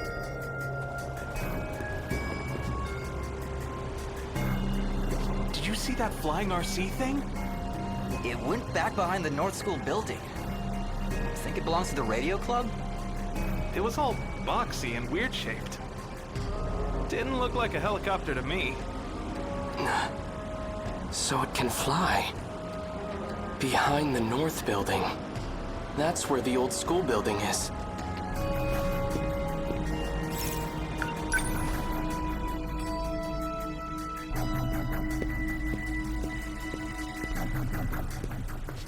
No sign of him.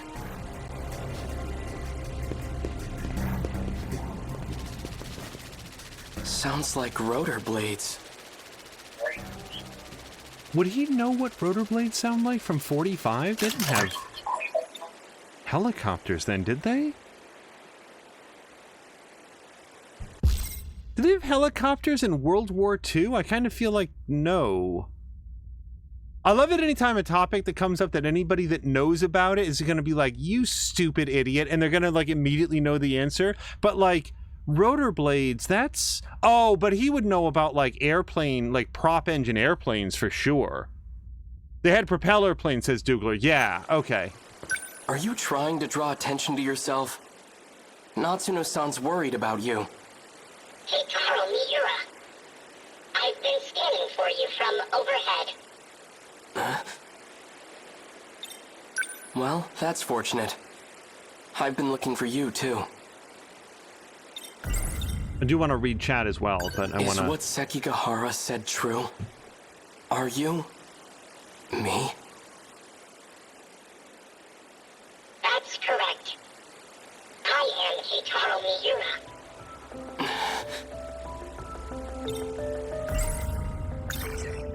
Why do you look like this? When the world was destroyed, I died. I had to take your place and fight in the Sentinel. In order to do this, I was resurrected as an AI. I have so many questions about how you feel about that. So you've been using a Sentinel to fight off those monsters. That's what you're looking for, right? Correct. Then how did your AI end up in this scout unit? There was a malfunction in the Sentinel. So I uploaded a part of myself to this drone.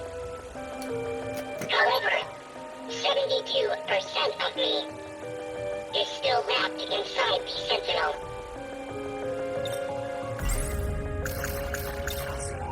Does Natsuno-san know that you're me? We didn't get a chance to meet in the previous world. I'm very fond of Natsuno. It's best that she doesn't know. If you're really from the future, then you must know. What's going to happen? My experiences are all from past events. Past events? Time is relative. Even with future technology, time travel is impossible. We never traveled through time. But you're Keitaro Miura from the future, right?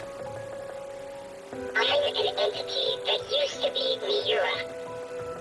Before you. I located the Sentinel. What? No! I can now access all logs. So the rest of the footage is available. Promise me. Huh? Before the final invasion begins, you'll research the logs and figure out a solution. Chihiro Morimura's plan. Operation Aegis.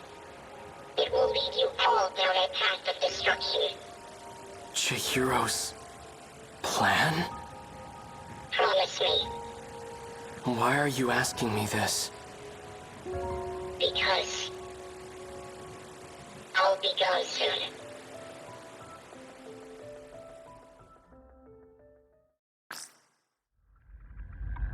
Morimura-san. Is all going as planned? All issues have been resolved on my end. 4 sectors are ready for the final phase. The remaining one is at roughly 70%. Sectors? Their structures are similar to these colonies. So that's what I've been calling them. So we'll have 5 sectors then. I've chosen not to divide them based on orbital positions.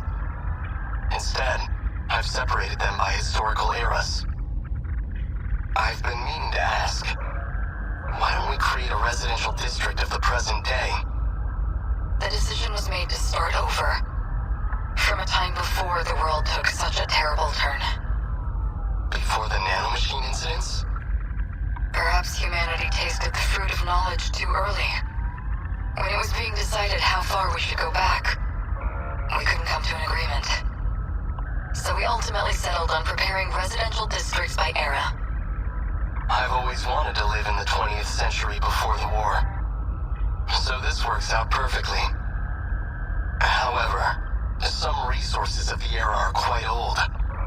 Accurately reproducing them might pose a difficulty. I don't think I can do it with confidence. That's fine. As long as our civilization survives, I'll be happy. Once it's completed, just one district will be the size of a city.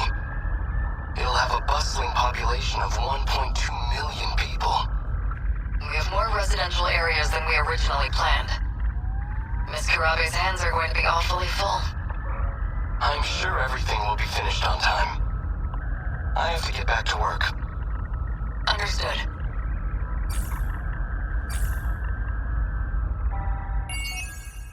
That was a lot of information all at once. Wait, I wanted to read chat, but let's get a quick recap of what we just learned, which is, what the fuck is going on? A lot of our questions just got answered. So, there was nanomachine incidents, and because of that, they felt it was important to roll back the state of society to an earlier point, but there was disagreement over which point would be best, so they built 5 residential districts modeled after different points in history for Japan, and I guess wanted to monitor them to see which one was the healthiest or the most robust or the most adaptable, held the greatest promise. So they replicated it down to the level of technology and the culture that was there, the music and the food and everything else. We don't know what we have new questions. What was the nanomachine incident? But at least now we know, why would you ever even bother making a 70 kilometers, city, 70 kilometer diameter city for like a different historical era? That's super interesting.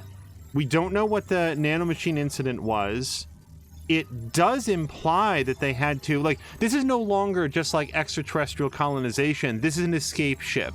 Like that's sort of always been implied, but now we have it for sure, because Morimura there says we need our society to survive. So that's what all of this is about. It's sort of a long shot, both physically and metaphorically, to save humanity and to preserve human culture, but try to figure out what went wrong, because something went wrong and it destroyed everything. And now they're trying to figure out, how far back do we roll the clock? At what point was society at its strongest? That's very cool. Also, we got a name drop there of Ms. Karabe is going to have her hands full. Again, I want to know what that means, because she's a character that has come up again and again, and we've seen her back in 1945, and also she was the model for the android that was following around Yuki Takamiya, but aside from that, we don't know very much about her from there. Blah Blah says, yeah, let's save humanity, let's replicate wartime Japan. Well, from a cultural standpoint, World War II Japan may represent a high point of national pride, of cultural togetherness. As an American, I'm certainly not on their side of that war, siding with Germany, but I can understand why, from a historical standpoint, if you're where did we go wrong and how do we rebuild our society in a better and functional and more sustainable way, maybe that point in... And also, for all we know, like, he makes a comment there about, like, I'm not sure that we can replicate everything to the smallest degree.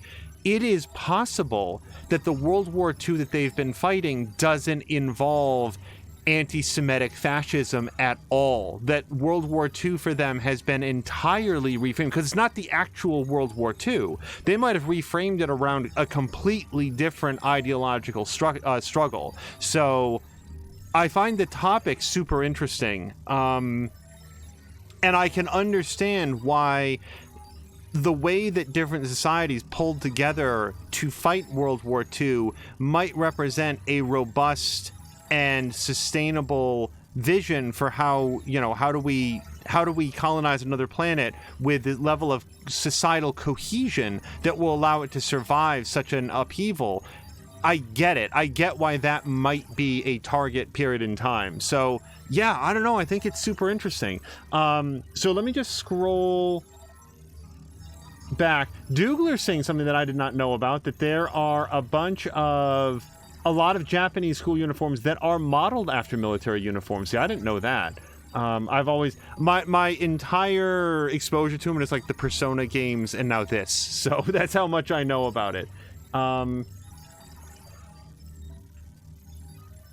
Mia was saying that a long skirt would not count in her desire to have a female character that's wearing pants. And then Mia says, it's fair, though I just can't watch this game without being upset with the female representation, so I will leave a lurk. I completely understand that. And Mia and I have talked about this game off stream, and I have encouraged her to bring her thoughts and her perspective to it, because I mean, frankly, she's much better equipped to talk about the, like better prepared to talk about the female representation in this game. Because for me, I look at this game and I say, to a large extent, this is coming to me from a culture that I'm not, you know, very, very familiar with. And I want to be very careful about saying that other cultures around the world in the year 2021 or 2020, whenever this came out, need to adhere to the way that I view the world, because I don't think that that's very constructive. There are some things, like we talked about at length, about like Shu Amaguchi, that are like, yo, dude, you suck really hard and I don't like you. But I want to be open-minded about the way that this game presents certain things, because it may reflect the way that they are trying to present and reflect Japanese society at the different points in time. And I again, find that to be an interesting topic. So I feel bad if Mia has left a lurk and stepped away. I would have liked to get more of her perspective on it. Okay, I cannot do this because we have to go do Hijiyama's Destroyer of Worlds event. He's right here, but in order to even unlock him, we have to go over to Nenji Ogata. We've cleared her. Okay, so we can do a Sekigahara. Let's jump in with this. Just remind myself that after chasing Megumi Yakushiji's tail, why not trail? A Sekigahara ended up encountering Kitaro Miura. As soon as he heard the name Miura, Sekigahara remembered the promise he made to the AI of Sentinel number 17.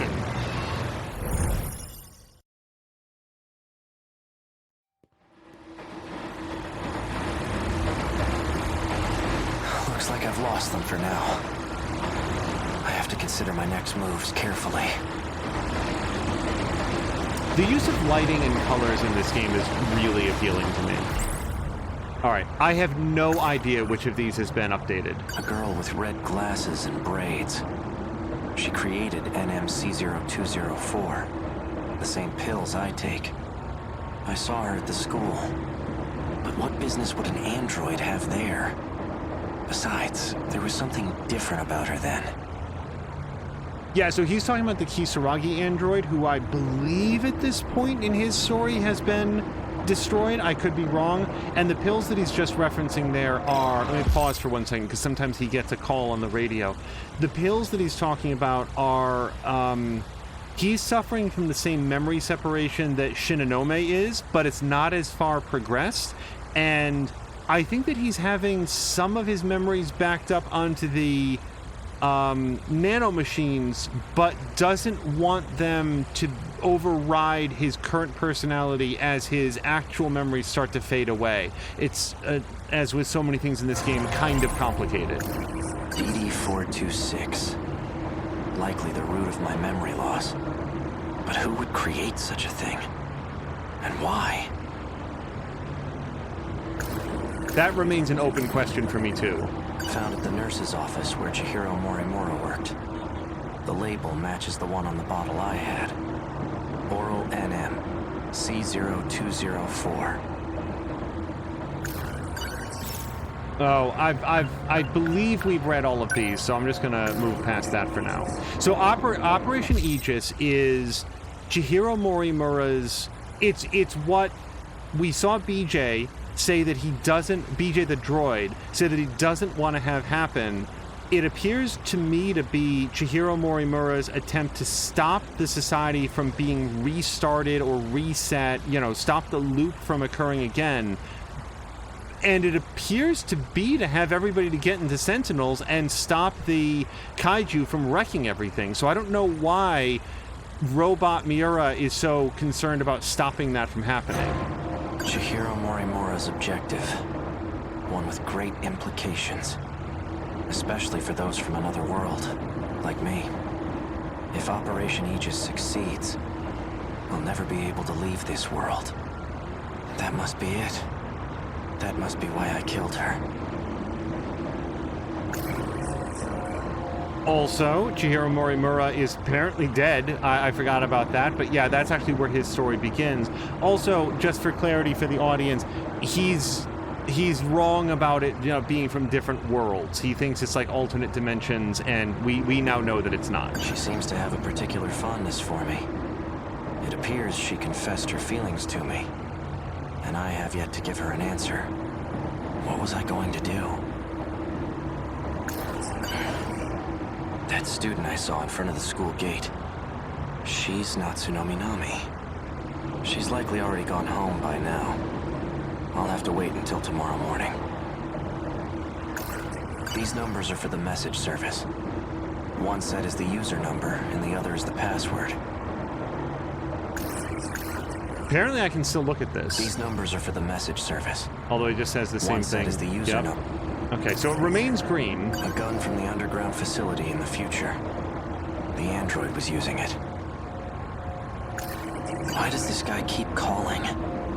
Have I been following his orders this whole time? He wanted information, and he was trying to extract it from that data unit. Okay, so I don't really want to read through all the medical records. So I'm currently downtown. We were questioned by the police officer. Oh, but the cryptic note is our topic here. And blah blah blah is enjoying the two hammered dudes in the background back there, just sort of like arms around each other on the bench. So what do I do with the cryptic note to make this happen? These numbers are for the message service. One set is Okay. How do I contact the message service? Through the phone here? Nope. Oh, wait. Oh, it does work. So the numbers were for a message service. I wonder who would have left a message for me.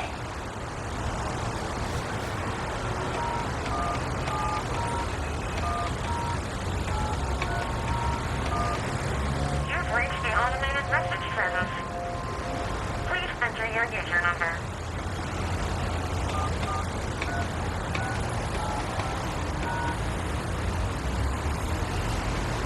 Please enter your password.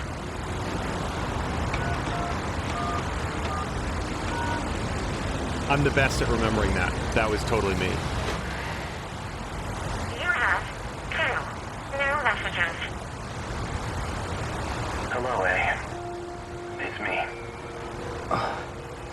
Turns out I was wrong. There are no outcomes where this ends well. My advice to you is to stop living in the past. You're responsible for your own future now. Hey, it's me. Well, you. I imagine you're pretty confused right now.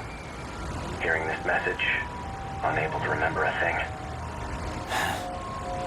So, I've entrusted a message to a good friend of ours. If you seek him out, you'll likely find him with Natsuno Minami. Looks like I'm out of time. Above all else, finish the job. It's for your sake. Understood? What does that mean? God, why am I such a cryptic asshole, even to myself? An old-fashioned phone. Alright, so I've got something new I can think about, I think. If that message from myself was true, then Natsuno Minami is a key figure in all this. She may get me a step closer to recovering my memories. If I can really believe what I heard, that is. I guess I'd better get my hands on that data unit and find out. I'll do some investigating of my own on Minami. I just need to find her first. Now, how should I approach this? I wouldn't mind having Fuyusaka tag along. She may even be able to help me find Natsuno Minami. But I don't want to get her mixed up in all this. Okay. Wait a minute. When I met up with Fuyusaka this morning, a girl passed by and said she was going to the track room. Yeah, that was Minami. Wasn't that Natsuno Minami? Okay. I'll wait for school to get out tomorrow. Then I'll head over to the track room.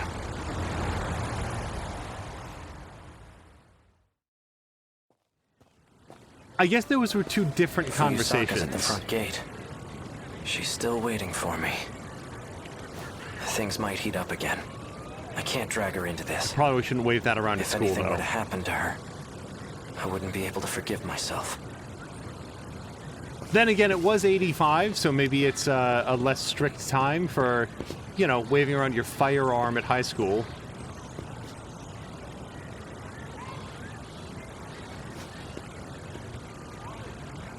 Fuyusaka wasn't kidding. They're crawling all over campus. I'd better stay out of sight. Oh, actually, you know, another thing that I saw, there was a show on Netflix that may or may not still be there, and I think it had a very basic name, like Switched or something like that, and it was sort of like a limited run television series about high schoolers switching bodies with one another, and it was actually kind of cool, and I liked it. It's only like 8 episodes or something like that, and that was also set in a Japanese high school. And just like a fun fact that I didn't know while watching it, apparently a lot of the cast members are all like in a band together. Like the main cast is a bunch of like musicians and idols that knew each other in like prior to doing this and being hired as actors. It's kind of a weird project, but it was a neat story. I'm not going to hold it up as high art, but I enjoyed watching it all the way through. Excuse me. Where can I find someone who's on the track team? Oh, well, we're on the track team. Do you need something?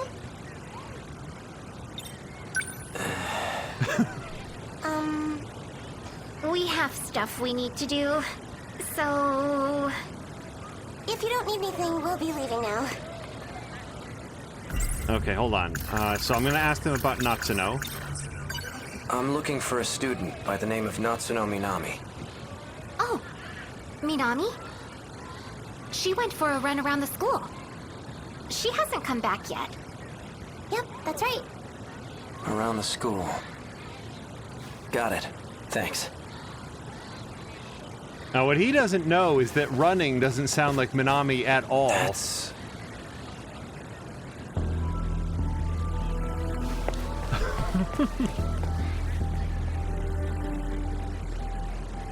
She's the one who delivered that package to me. The one that contained the message to myself. Looks like she goes to this school too. And hello to Samalander, who's come back with steak and veggies. Follower, yeah.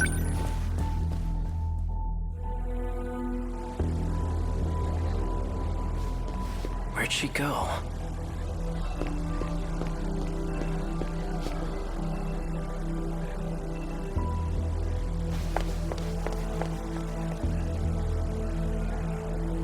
messing with me?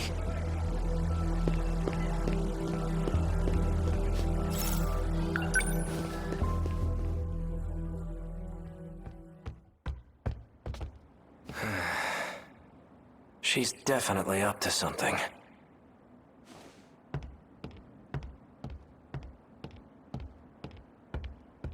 I feel like the old school building is still in use, even though there was like a quote-unquote fire in the girls' restroom.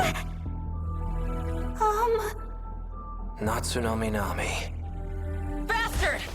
Stay the hell away from Nachan! Wait, Yuki-chan! For what? This asshole just held a gun to your face!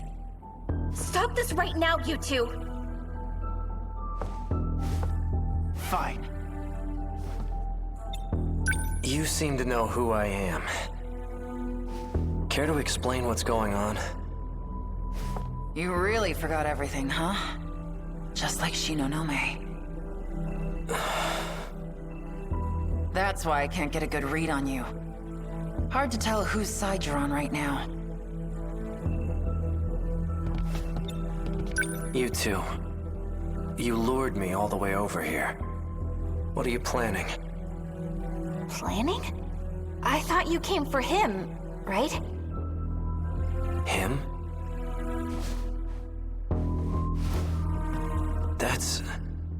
That's what showed me the footage of myself. Wrong. That's not the same one I gave you.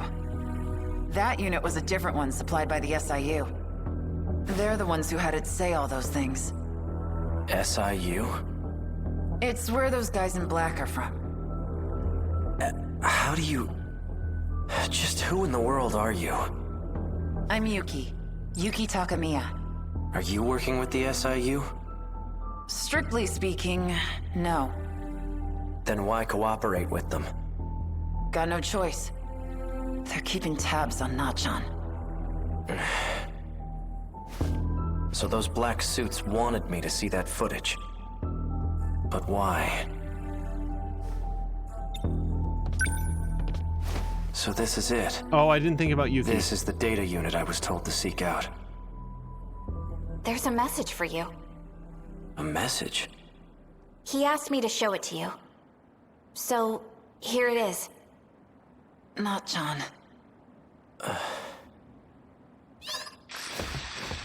Why?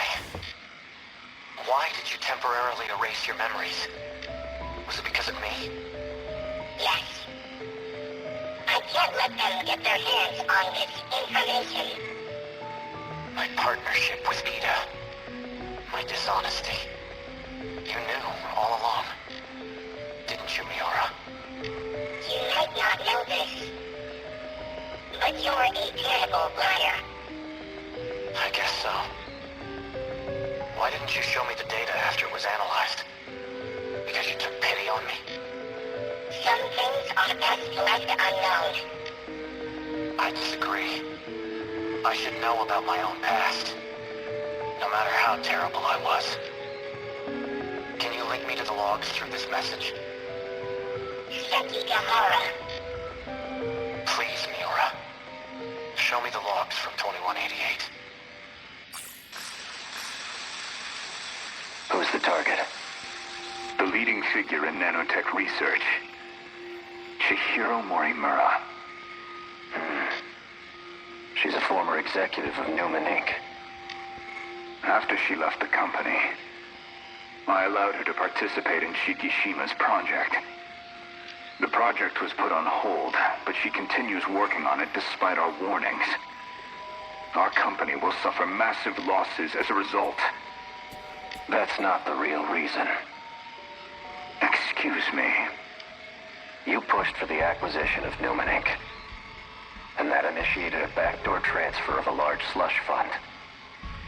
What are you basing this on?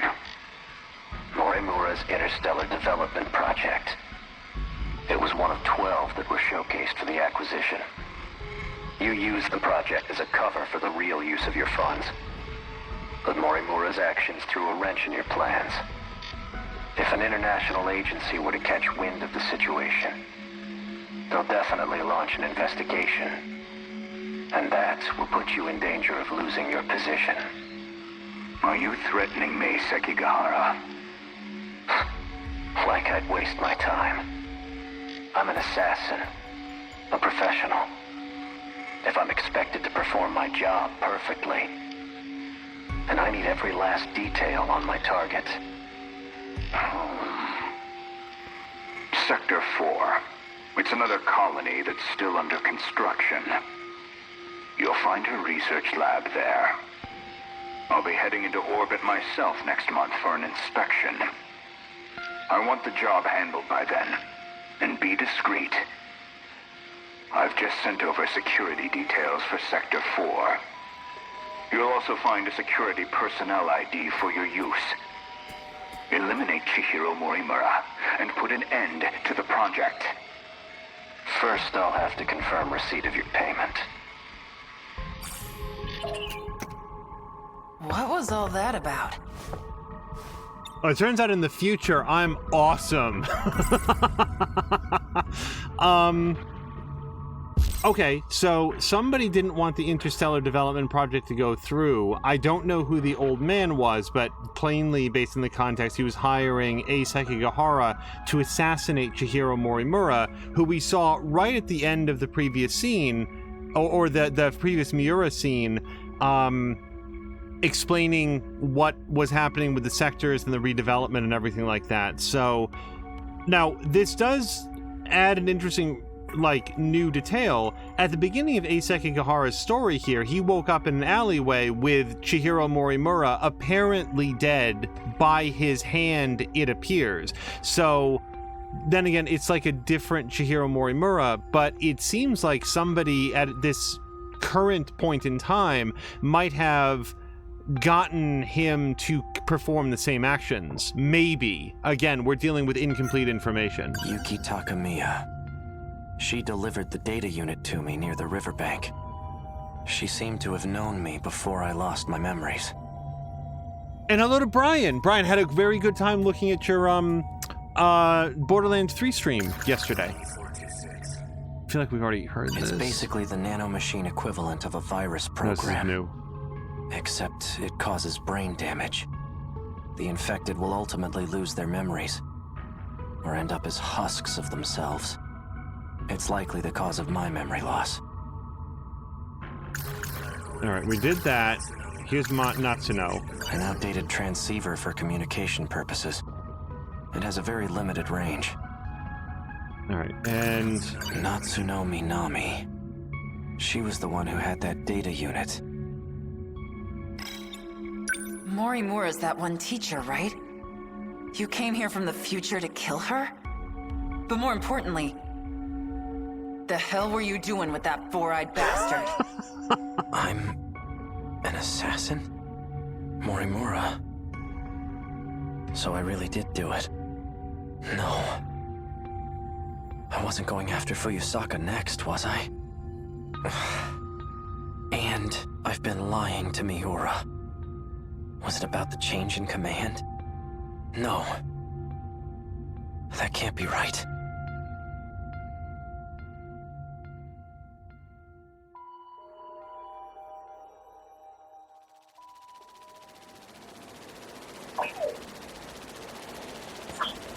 Kira Luna, thank you very much for this host.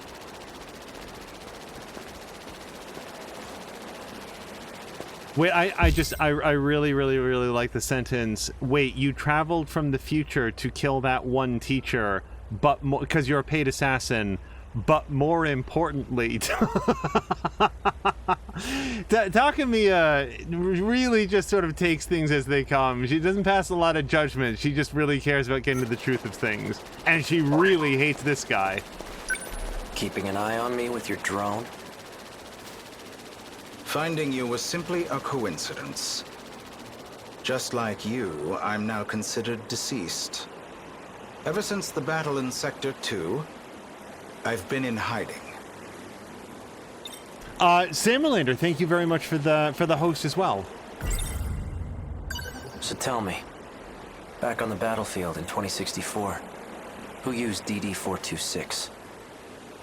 Someone did his research. Your Sentinel was the source of the infection.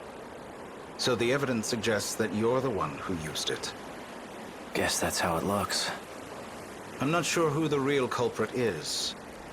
However, Chihiro Morimura enacted Operation Aegis after we lost. What is Operation Aegis? Just look at this place. What the hell happened? Sector 3 was used as a trial run of sorts. It was the only terminal tested on, but it was enough to activate the self-defense system. Sector 4 will be the real deal. The 1980s. Once all the terminals are sealed by the self-defense system, then Operation Aegis will be fulfilled. If that succeeds, we'll no longer be able to loop. And we can't let that happen. What does that mean specifically? By loop, you mean going back in time, right? How is that different from shifting? Well, this world was created only 15 years ago. You come from a different world, where the year is 2064. Your world never existed prior to 2049. Never existed? But we're in 2025 right now, aren't we? This is neither the past nor the future. That's how the 5 sectors were designed. They were created when you arrived from another world. I've had enough of this crap. If there's really some other world, then prove it. I take it you're aware of Miura's logs. Logs? Logs of the year 2188. I made an interesting discovery after studying the data myself. I learned that the real world is in 2188. We were meant to return there eventually. However, this world is destroyed before that time can come. A tragic incident indeed. Especially if it was the result of someone's careless actions. Our enemies, the ones we call kaiju, have one goal: to gain control over every mainframe in all sectors. Once that's accomplished, the 5 sectors will reset. This causes the world to be recreated. And that includes you. Morimura and I didn't exactly go back in time. We merely skipped the recreation. Oh, he needs his pills.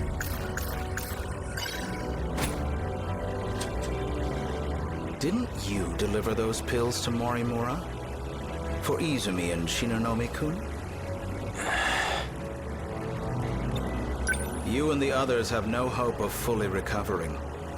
However, there is a way for you to survive. How? I'll extract your data from before you lost your memories. Then I'll take it with me to the recreated world. That should stop the effects of DD-426. Can you really do that? So then, what do you need me for? To make sure we can loop, of course. I intend to stop Operation Aegis so we can start over again. And if I'm going to do that, I'll need your help. God, the fact that he wants to quote-unquote loop just so that he can make it with his high school girlfriend, it... oh, it makes me so mad. It's...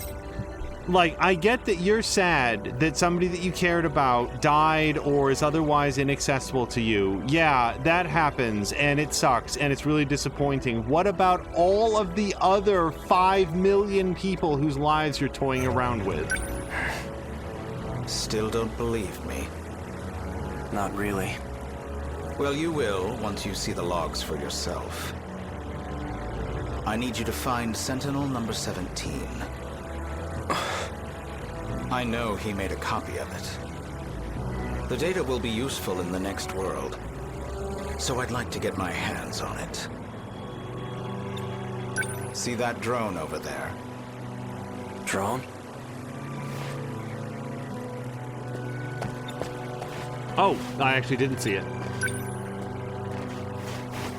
This thing? Yes, but don't activate it just yet.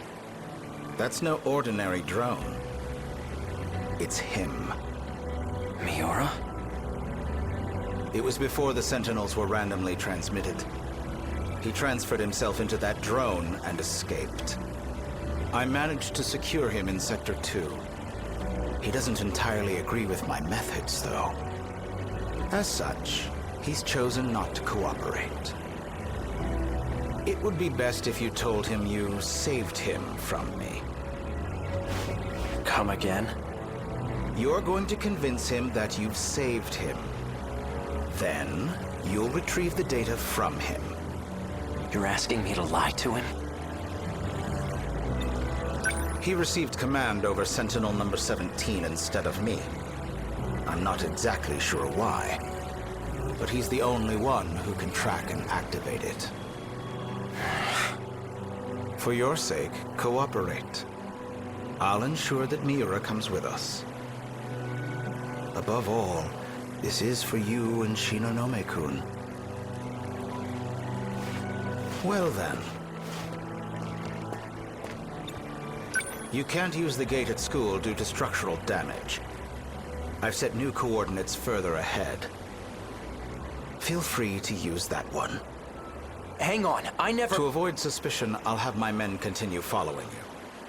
They won't be aware of our plans, however. So try not to get caught. I'm heading back to Sector 4.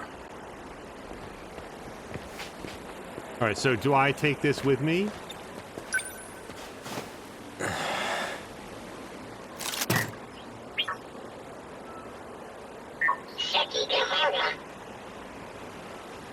Hey, Miura.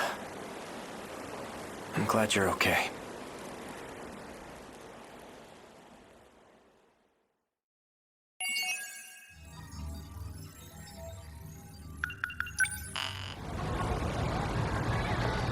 Oh, okay, so we have to get 10 protagonists at story progress over 80, and we're currently at 7. So that was positioned as a flashback. Do we think that there's any possibility that that actually took place during a previous run-up? Because we've had characters indicate in conversation, I think Chihiro Morimura specifically made some comment to there being 2 previous resets, but that, again, may be incomplete or inaccurate information. I don't want to do that. So we do Iori. We could do Juro.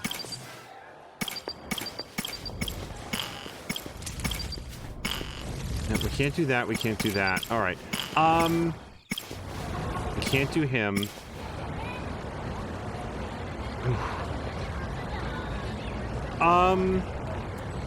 I'll tell you what, based on the amount of time that we have and like the daunting nature of jumping into another what's the phrase I'm thinking of? Another like protagonist, like everybody that we have to open up now is so far earlier in their storyline that I think we're going to go for another bonus objective here. Yep, so Minami and Yakushiji are on break. This is another one where we want to have Amaguchi on the strike team and a maximum of 4. So let's grab him. I got this. And otherwise we're going to toggle off you and you for sure. Hopefully Hijiyama can have a break. We want them to have a nice break. We'll get Ogata on here.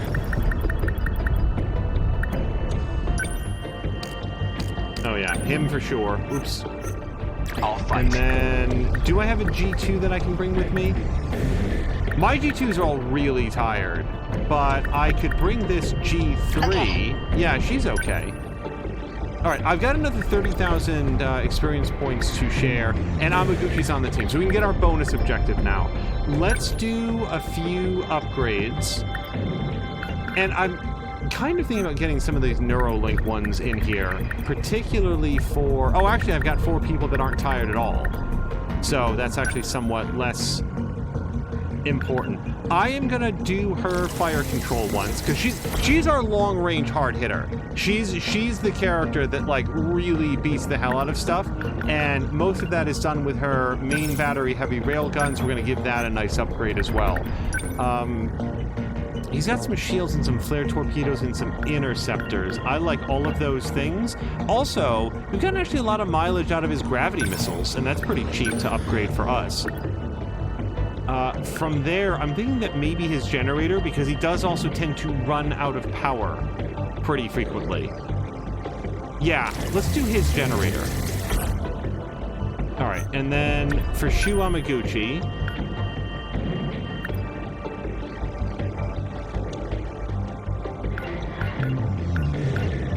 his shield repair saved his life at one point. It was actually really useful.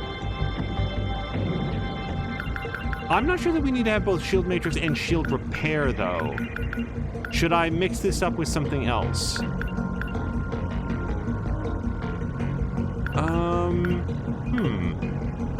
Kind of feeling like leg spike. Then again, shield matrix I have put a couple points into. I don't want to like waste that. It doesn't hurt to have those different options. What's the functional difference between these two? Let's take a look. So for level 2, I've got it just says a shield. It doesn't give me any real stats about it, which is disappointing. Place the shield. Yeah. All right. All right, maybe I just won't upgrade him at all then. How about that? So with him, we've done a bunch of Demolisher Blade stuff. I have upgraded his Neuralink a couple times. I've upgraded his armor and his actuator. So I could finish off the armor. I accidentally dumped a couple points into that. Alternatively, the leap attack that I had upgraded for What's-His-Face did really, really good. Oops. And the other thing would be his armor. Yeah, I'll tell you what. Let's get his armor up the rest of the way. I do like having that up to its second level. That gives me $6 grand to play with, and I think that we're gonna drop $5 grand of that into Demolisher Blade. All right, let's see if we can get that bonus objective. Oh, good news from Force. I like the place that I toured today a lot. Oh, that's awesome. Dougler's heading out. Dougler, if I missed that announcement, thank you so much for hanging out. I hope you have a great night. Skinny compared to you guys. Don't tell me I got stuck with a... Okay, yep. Its shoulder gyros can carry up to 600... All right. But hey, Yeah, Dougler, have a great evening. Oh, okay. Here's the plan. Didn't pause it in time. So we've got bad guys coming in. Interceptor's always a good choice, but not necessarily as good a choice as Flare Torpedo if I can get him moved into position. So let's see if we can go do that. And while we wait, we're going to move... Actually, you know what? We're going to move him, like, out here. Let's get him into position. We're not going to worry too much about this first batch coming in for his purposes. Can decimate a wide area. Let me wait until they actually come down. So we'll actually just wait. And then... Oh, Flare Torpedo. Yeah, again, a little bit too far back. So let's get him up here. Let's turn this around. Number 20, moving Okay, out. stop. Let's get him. Maybe... What now? Now, we can do... Not floating mine, sorry. Flare Torpedo. Perfect, yes, right there. Get that in there. And then I'm going to try to do Goto's as well. I think that he's in a similar position. So, Flare Torpedo. How's this? I don't actually know if these guys stack, but I kind of feel like they do. I can do this. Here's from above. All right, got another crew coming in here. Now, these are a bunch of little guys. The super large missile hit them. It does.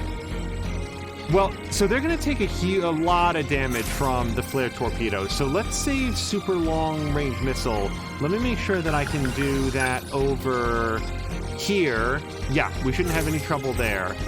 So let me actually move you back a little bit. Let's move you here-ish. Let's get him. Now, you... I'm going to get you right over here if we could. Oh, they're coming out actually right here or so. Number 10, I'll try. I'm on it. Gotta be used to fights by now. No point overthinking it. if I use EMP attractor on these guys over here, then he's not going to be able to do anything as they come down. So I'm just going to have to let them wander in a little bit closer. They ought to be used to fights by now. I'll try. Really, everybody's still on break. There we go. All right, so arm-mounted pulse lasers will actually do a pretty good deal on these guys that are coming in high. Yeah, I think this is going to actually kill most of them. Gotcha. Nailed it. Oh, no, Yeah, you don't. Flare No torpedo point overthinking softened them up real nice. All right, let's actually move you a little bit back outside the impact Always zone. think ahead. And for you, let's launch some interceptors. Backup deployed. Always a good move here at the beginning. Number 10. Okay. I can do this. They're like any All right, let me just punks. wait. They ought to be Okay. used to fights by Yep. now. All right, everybody over here is dead. That's the good news. Let's go ahead and oops. Let's turn this around. We're gonna fire super large missile right here. I don't actually know what it's gonna do, and I don't know if it has a travel time, but let's find out. Let's do this.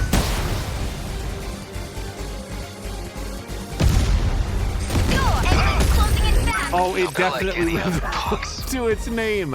All right, super large missile for the win. Sort of leaves him a little bit out of position, but that's okay.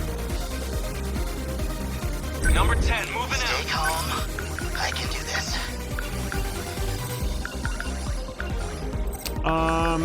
Feeling a little bit like shield matrix might be a good call, or multi-locking missiles. If I do this, he's going to be really hung out to dry, though, because nobody else gets to go for a minute. So instead, Are we let's get moved up here, I think.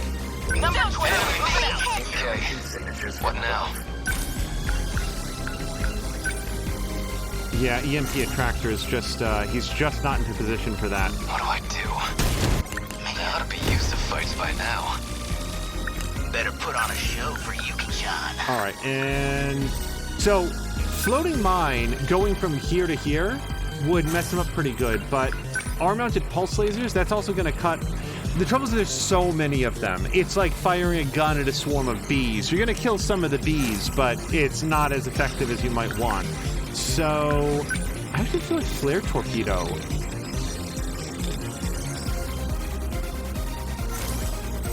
That or shield matrix. I gotta say, it does feel like maybe shield matrix is the way to go here. It's gonna get the drones. It's gonna get pretty much all my allies right in this area. Shield them. Oh, thanks. Here's the plan. Oh, and gravity missile here. I feel like this is gonna be great because that's gonna like yank them all into a very tight area. Yep. That's it. Okay. What now? And now we're gonna knock them all out of the sky. I'm right here. Take it. You like that? Leave it to me. I'll try. Okay. Yeah, man, EMP attractor all day Right long. here. Got him. That all you got? Hope I can pull my weight. Okay, incoming missiles. But he still has a shield. Yes, he does. Okay, so now I feel a lot better about doing multi-locking missiles. And if we do it right about here. Yeah, that'll get the missile as well. And the Apsos shield generator guy. Hold still. Bingo. That's some power. Next move.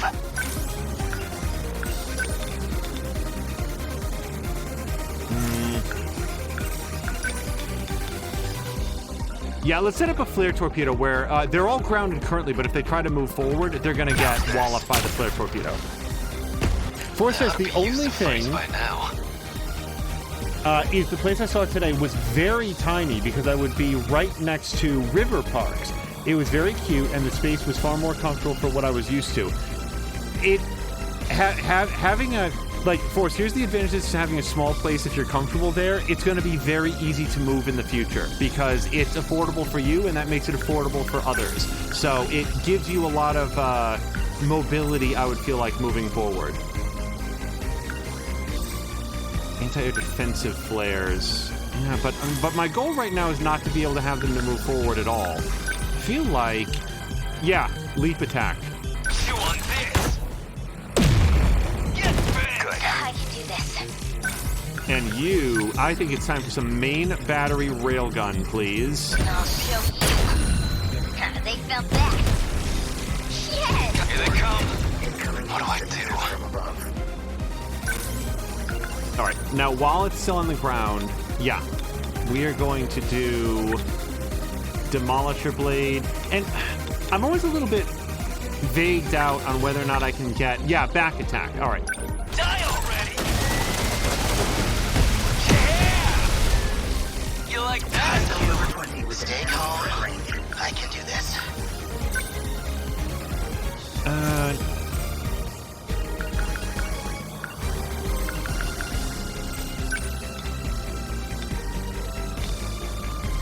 Here goes. Nailed it. Oh, no, you don't. No point over. God, I love those drones. All right, now it's currently up in the sky, and when it's up in the sky, he can't do very much against it. The anti-air defensive flares are great, but we're not in the right position. What now? Let me see if I can get in front of it. And I don't believe that my flare torpedo is going to damage my own Sentinel. Okay, his EP are at 60. Is at 66. Not 66%, just the number 66. We're going to have to let him recharge. And for you, let's go ahead and railgun it. Score! Got him! Man, we've got it rough. Don't miss. Nice. That's something. Termination of enemy signal. Wow, was that it? Holy shit.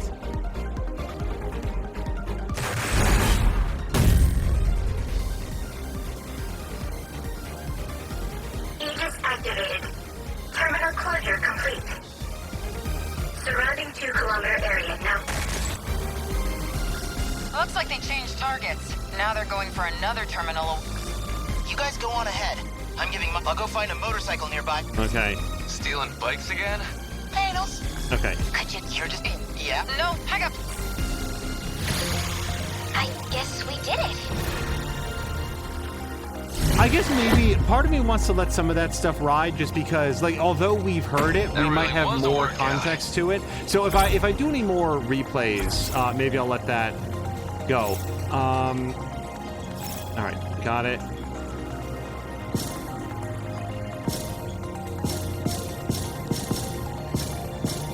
Wow, look at that. 0% damage on all fronts.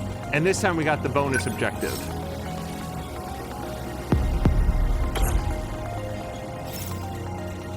Amaguchi's motorcycle, honestly, who cares? No.